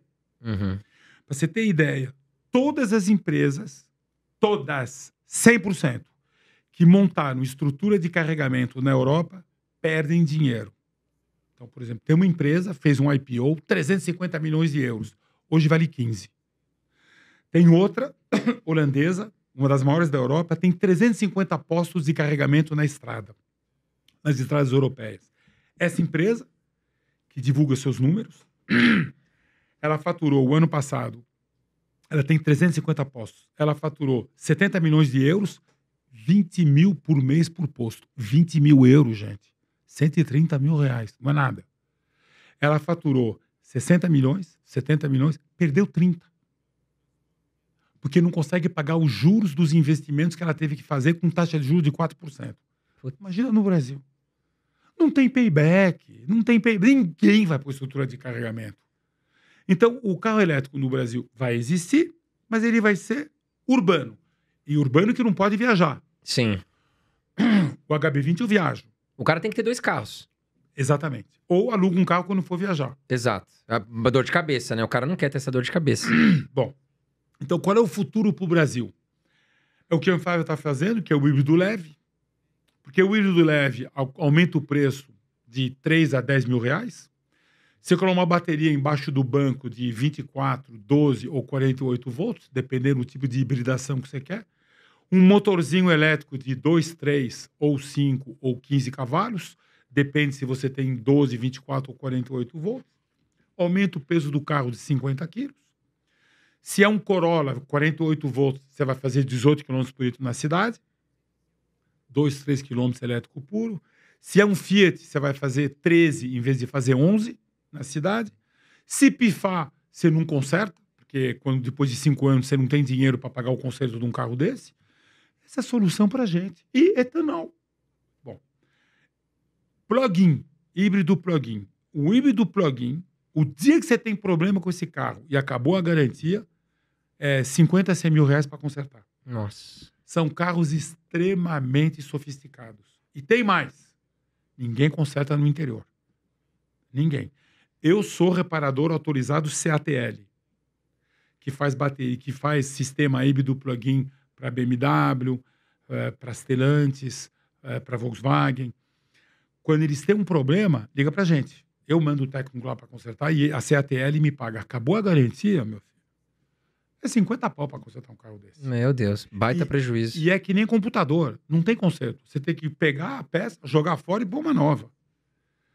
Só que assim, quando você tem um carro que usado vale 60, 70, 80 mil, se é um Corolla, você simplesmente não usa o híbrido. E você fica só com carro a gasolina. Sim. Paciência. Se for um híbrido plug-in, então o híbrido plug-in é uma solução média. É um carro bárbaro se você carrega ele em casa. Se você não tem onde carregar, eu tenho um genro que tem uma X3 híbrida plug-in. Ele nunca carregou o carro. Nunca. Conclusão, você tem um carro que pesa 400 quilos a mais que uma BMW X3 normal. 400 quilos a mais. É muita coisa. Em vez de fazer 9, 10 km por litro na cidade, faz 8, porque o carro é mais pesado. Sim. Quer dizer, para que você compra um híbrido plug-in? E o carro custa mais caro. Ou seja, híbrido plug-in não é a solução para o Brasil. Então, como é que os governos fazem? Eles fiscalmente começam a taxar de maneira diferente aquilo que eles querem que seja vendido. Uhum. Então, por exemplo, a Europa não quer mais híbrido plug-in, porque eles perceberam que ninguém carrega. Então, eles estão colocando agora multa no híbrido plug-in. Na França tem uma multa, porque a multa é pelo peso. Como o carro é mais pesado, paga uma multa. Você compra um híbrido plug-in, você paga para o governo 4, 5 mil euros de multa pelo peso do teu carro. Conclusão, na França, a híbrido plug-in caiu 50% a venda, por causa do imposto. Sim, faz sentido. Então, elétrico é uma realidade para países ricos e países pequenos. No caso de Canadá, Austrália, Estados Unidos, Brasil, Índia, a Índia fez exatamente como o Brasil. Ela fez uma rede de estradas para indiano viajar. Como é democracia, você não consegue colocar linha de trem, porque para fazer uma linha de trem, você leva 10 anos para convencer todo mundo a sair do lugar onde vai passar a linha de trem. E trem de alta velocidade, ele tem que ter uma linha especial, com pouca curva, etc. Então, na China, eles começaram a fazer linha de alta velocidade em 2006. Hoje eles têm 30 mil quilômetros de linha de alta velocidade. O segundo país tem 2.500, Espanha. Caramba, porque a China foi o que você falou, é uma autocracia, né? Estados Unidos, 700 quilômetros. Nossa. De Washington para Boston. E o trem lá vai a 190 por hora, na China vai a 350. E o que acontece? Os Estados Unidos querem fazer uma linha de trem de São Francisco para Los Angeles. Faz 10 anos que estão fazendo a linha, não sai do lugar. Porque você tem que pagar a indenização, a prefeitura te processa porque vai fazer barulho, o vizinho não quer que o trem passe na região dele, porque quando passa um trem de alta velocidade e você mora a 200 metros da linha, faz um baita barulho. Sim. Então, assim, é insuportável.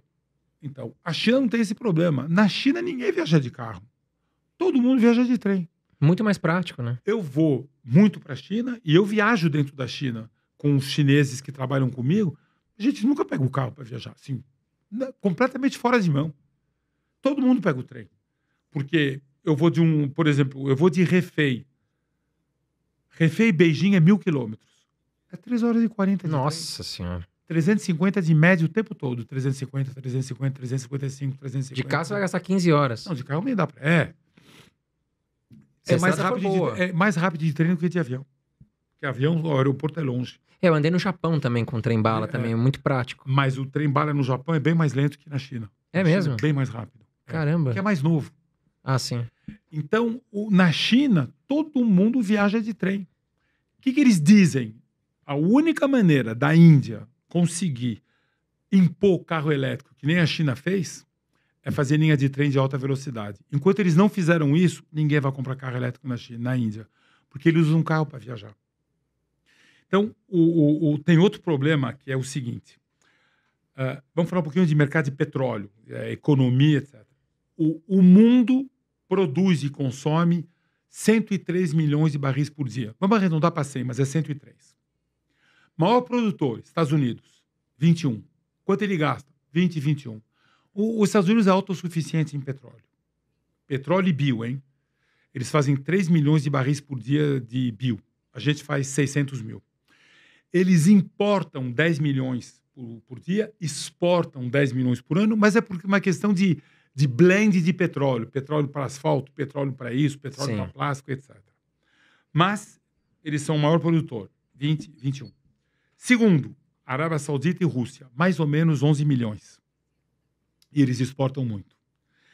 Depois você tem o quarto e quinto países, China e Canadá. Mais ou menos 5. O Canadá faz 5,5, a China faz 5, às vezes a China faz 5,5, o Canadá faz 5. Está muito frio no inverno, cai um pouco a produção, mas os dois estão ao redor de 5, de 5 a 6. Qual é o problema? A China gasta 15. Então a China importa 10 milhões de barris por dia de petróleo. É o maior importador de petróleo de longe. A comunidade europeia importa 13.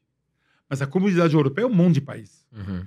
A França importa 2, a Alemanha importa 2,5, mas a comunidade importa... Mas a China sozinha importa 10.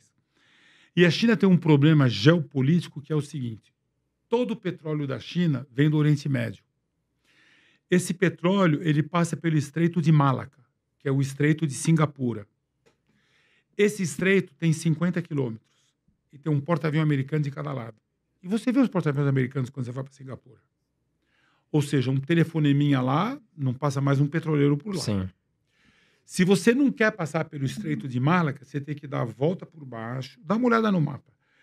E você passa por trás das Filipinas e passa pelo Pacífico, Mar da China, e você chega lá. O problema é que lá você tem Guam, segunda maior base naval dos Estados Unidos do mundo, onde tem 7 porta-aviões americanos. Ou seja, a China, ela importa um monte de petróleo, 10 milhões por dia, que tem um risco geopolítico gigantesco. Sim. Aí você tem o oleoduto que eles estão fazendo entre Rússia e China e Afeganistão em China. O oleoduto sai do Irã, vai para o Afeganistão, vai para o Paquistão, sobe e desce do outro lado. O problema é que um oleoduto, um míssil destrói o oleoduto. Exato. Então a China precisa diminuir o consumo de petróleo dela. A Índia não tem esse problema. Então, eu estava falando de produção. 5 milhões, 5 milhões. Depois você tem o Iraque, 4,5, e depois Brasil, 4,200. Uhum. A gente é o 7º maior produtor de petróleo. E nos próximos 4 anos, nós vamos para 6. O Brasil vai ser o 4º maior produtor de petróleo do mundo. No país, que é o 4º maior produtor de petróleo do mundo, que exporta petróleo, precisa de carro elétrico? Não. Estrategicamente. E a gente tem pro-álcool. A China está precisando muito, né? Pronto. A Índia também, vou chegar lá. A Índia, em consumo, ela consome 6 milhões de barris. A China consome 15. Que a China é uma economia muito maior. Mas a Índia só produz 750. Então, a Índia importa 5,5 por dia. 5,5 dá 130 bi por ano de petróleo. Ou seja, a China importa mais, mas ela é um PIB de 18. A Índia tem um PIB de 4,400. 140 ela gasta em petróleo. Para você ter ideia, o Brasil exporta dos 300. Eles gastam 130 só de petróleo. Caramba. Então, eles precisam reduzir a dependência de petróleo deles. E aí, eles precisam de carro elétrico. O problema é que lá, carro elétrico é 2,5% do mercado, não cresce, cresce muito pouco, e não vai crescer enquanto eles não colocarem uma rede de alta velocidade de trem, que eles nem começaram, porque como é que o indiano vai viajar? Não tem como. E a Índia é um continente, é 5 milhões de quilômetros quadrados. Como é que você faz para colocar carregador num negócio desse? Não tem como. Você não tem como, é que nem o Brasil. Se na Europa eles não conseguem pôr carregador e quem coloca perde dinheiro, nos Estados Unidos desistiram, hein? Desistiram. Imagina na Índia, então, né? Imagina na Índia. Então, conclusão, eles têm um problema para resolver lá. Como é que eles vão resolver? Eu não faço ideia. Mas eles têm um problema para resolver lá. Legal, Sérgio. A gente tem um quadro aqui que chama Ping Pong. Eu vou te fazer algumas perguntas de carros, comparando carros, e você vai... rápidas respostas, né? Por exemplo, Ferrari, Lamborghini, você fala, prefiro a Ferrari. Mas antes eu vou falar do nosso patrocinador aqui. Vou te pedir licença para falar do site Investidor 10, que é o melhor site para você fazer pesquisas de ações, fundos imobiliários, ETFs no exterior, ativos no exterior, e também você pode consolidar sua carteira de investimentos. Tudo gratuito, tá certo? Então, o Investidor 10 é hoje sim o melhor site para você fazer suas pesquisas aí sobre os seus investimentos, tá certo? Vamos deixar um QR Code aqui na tela para você ir direto para o site e também um link aqui na descrição. Faça uso desse link para você também dar uma força aqui para o Irmãos Dias Podcast. Vamos lá, Sérgio, eu vou te fazer a pergunta aqui de alguns carros, tá? Vamos numa, Ferrari e Lamborghini. Ferrari e Lamborghini. Tem uma coisa muito interessante de Ferrari e Lamborghini, que é o seguinte. O IPO da Ferrari foi a 10 bi de dólar. 10 bi de dólar. Hoje ela vale 90. O IPO foi 7, 8 anos atrás. Ela vale 90 e ela ganha 1,7 bi. Ou seja, ela vale 50 vezes o lucro. Exatamente. Mas é isso que ela vale hoje em bolsa. E no Brasil é rentável a Ferrari? Sim. Ela ganha dinheiro? Não, ela não, um importador. Tem muita importação paralela, mas o importador ganha. O Brasil vende mais Ferrari no Brasil que na França. Você viu o caso de uma pessoa na favela que comprou uma Ferrari e foi obrigada a devolver o carro? Não. Eu acho que é um MC. E, claro, ele saiu da favela e tal, mas ele faz muita música ali pela favela e tudo mais. Ele comprou uma Ferrari e ele... segundo a Ferrari, não era muito... Assim, poxa, um cara desse não poderia ter uma Ferrari. Não é verdade. Será que não é verdade isso? Não é verdade. Não é verdade. Não é verdade, até porque no Brasil é um importador. Mas vamos falar da Lamborghini. A Ferrari vendeu o ano passado 11 mil carros e ganhou 1,7 bi de euros, mas ela vale 93 bi. A Lamborghini faz parte da Volkswagen. A Lamborghini vendeu 10 mil carros e ganhou 1,4 bi. E a Volkswagen vale 45. Caramba. O que tem que fazer? Spin-off. Sim. Tem que fazer o spin-off. Que é o que a Fiat fez com a Ferrari na época. Tem que pegar a Lamborghini, tirar ela da Volkswagen, que se a Ferrari... Eles vendem, a Lamborghini vende 10 mil, vendeu o ano passado 10.500 carros, a Ferrari 11 mil. A Lamborghini, a Ferrari, com 11 mil, ganhou 1,7 bi, mais ou menos 30% do faturamento. A Lamborghini ganhou 1,3 bi, 25% do faturamento. Mesma coisa que a Ferrari, pouquinho menos. Quanto ela vale? 80 bi.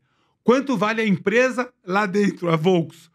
Hoje, 45 bi. Caramba, não tinha essa informação. Eles fazer um spin-off. Que neles fizeram com a Porsche. A Porsche estava dentro da Volkswagen. Eles fizeram um spin-off. A Porsche hoje vale muito mais que a Volkswagen. Caraca. Eles têm que fazer um spin-off. Eu não sei o que eles estão esperando. Exatamente. Poxa. Interessante esses números. Interessante. Então você prefere qual, Sérgio? Ferrari ou Lamborghini? Lamborghini de longe. Porsche 911 ou Audi R8? Porsche 911 de longe. Corolla ou Civic? Civic. Eu gosto de carro. Fiat ou Ford? No Brasil, Fiat. Volks ou Chevrolet? Volks. Mercedes ou BMW? BMW. BYD ou Tesla? Tesla, de longe. Jeep ou Volvo?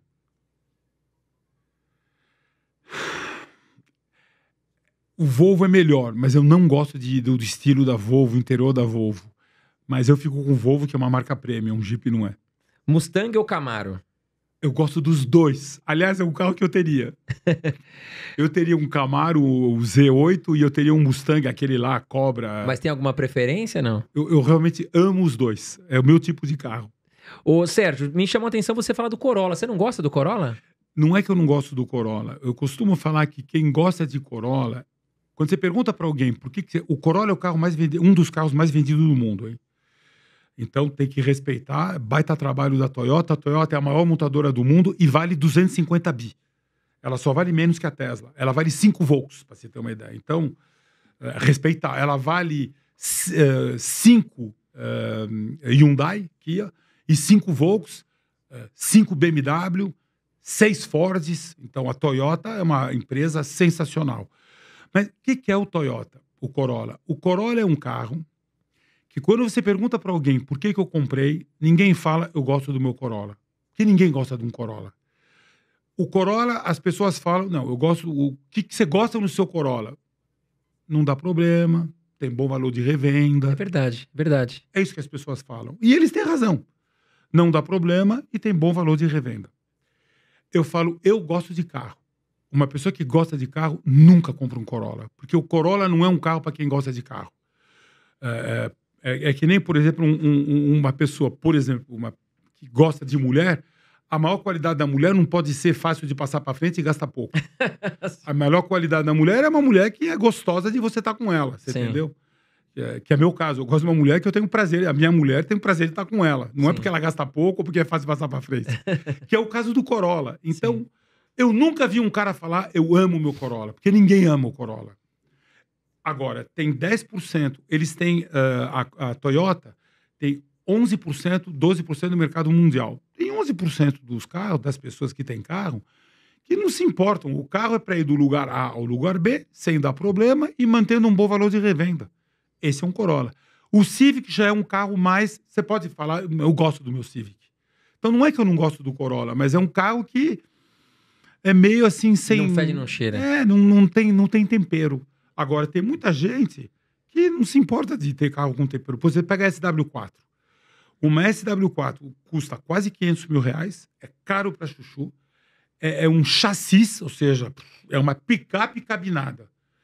E é um carro extremamente resistente, que tem seu lugar no Brasil. E eu me lembro, eu era importador Jaguar, depois eu fui concessionário Land Rover.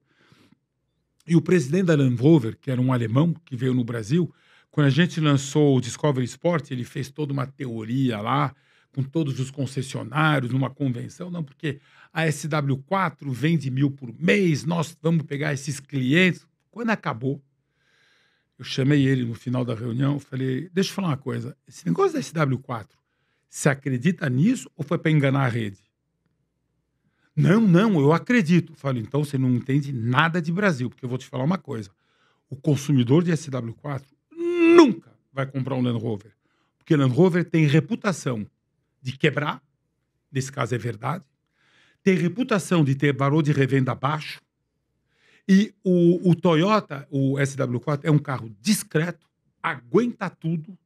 Assim, são dois seres humanos completamente diferentes. O cara que compra uma Discovery Sport é o cara de São Paulo. O cara que compra uma SW4 é o cara de Palmas. É o cara de Sinop. Que precisa de tranco, precisa aguentar o tranco. Precisa aguentar o tranco e que é um carro discreto. Bolachinha da Toyota lá, ninguém vai achar que o cara é um milionário. Você entendeu? Sim. Então, é isso. Legal, Sérgio. Eu quero te agradecer sua participação. Acho que já estamos quase 2 horas aqui no nosso podcast. Obrigado, você que é uma pessoa super ocupada, ficar 2 horas aqui conversando com a gente. Não, foi um prazer estar com vocês. Quero te agradecer muito. E que você deixe os recados finais aqui, né? Onde encontrar o Sérgio nas redes sociais também. Eu tenho um Instagram, Sérgio Habib Oficial. E no YouTube, você digita Sérgio Habib, você acha um monte de vídeo para olhar. Eu falo muito sobre o mercado e eu sou sincero, eu vendo carro elétrico. Sim. Então, eu sou muito sincero. Por exemplo, eu não vendo quando os meus vendedores são instruídos. O senhor vai viajar com o seu carro elétrico? Onde o senhor vai? Ilhabela, pode comprar. Ubatuba, não compre. Não compre. O senhor mora em Florianópolis? Mora. O senhor vai aonde de carro? Não, às vezes eu vou para Torres. Perfeito. Eu vou para Porto Alegre. Não compre nosso carro. O senhor não vai gostar da experiência. Porque não é uma experiência boa. Não adianta, É mentir. cliente de uma vez, não Exato. adianta nada. A gente vende ônibus elétrico, e eu te digo, o mercado brasileiro, daqui uns 15, 20 anos, todos os ônibus urbanos do Brasil vão ser elétricos. O ônibus elétrico é muito melhor, ele custa mais caro, mas ele não polui, ele não vibra e ele não faz barulho. É uma vantagem gigantesca para a população. Na Europa já é 40% do mercado de ônibus urbanos. E no Brasil vai ser a mesma coisa. E se o prefeito atrasa em São Paulo, não é culpa dele. É que a Enel não coloca estrutura de carregamento nas garagens. Se não tem estrutura de carregamento, você não pode ter ônibus elétrico. Sim, claro. Mas tem que pôr estrutura de carregamento. Eu vendo caminhão elétrico, tenho 60% do mercado de caminhão elétrico no Brasil, que é caminhão elétrico urbano, que é sensacional. Caminhão de lixo elétrico não faz barulho, por exemplo, é sensacional. De noite ele passa na tua rua, você nem ouve. Ótimo. E a gente vende van elétrica para Mercado Livre, Amazon, etc., que é a última milha. E a gente agora também vende picape diesel no interiorzão do Brasil, em licitações, porque o carro elétrico, como eu acho que o mercado não vai crescer de carro elétrico, inclusive não está crescendo, para desenvolver a empresa, eu preciso vender um produto que tem potencial de crescimento. Claro, com certeza. Legal, Sérgio. Obrigado aí pela sua participação. Ok. E quero agradecer vocês também aí. Um grande abraço. Toda semana com um convidado super especial, né? Não esqueça de se inscrever também se você não está inscrito ainda no canal aqui no Irmãos Dias Podcast. Um grande abraço para você e até a próxima semana.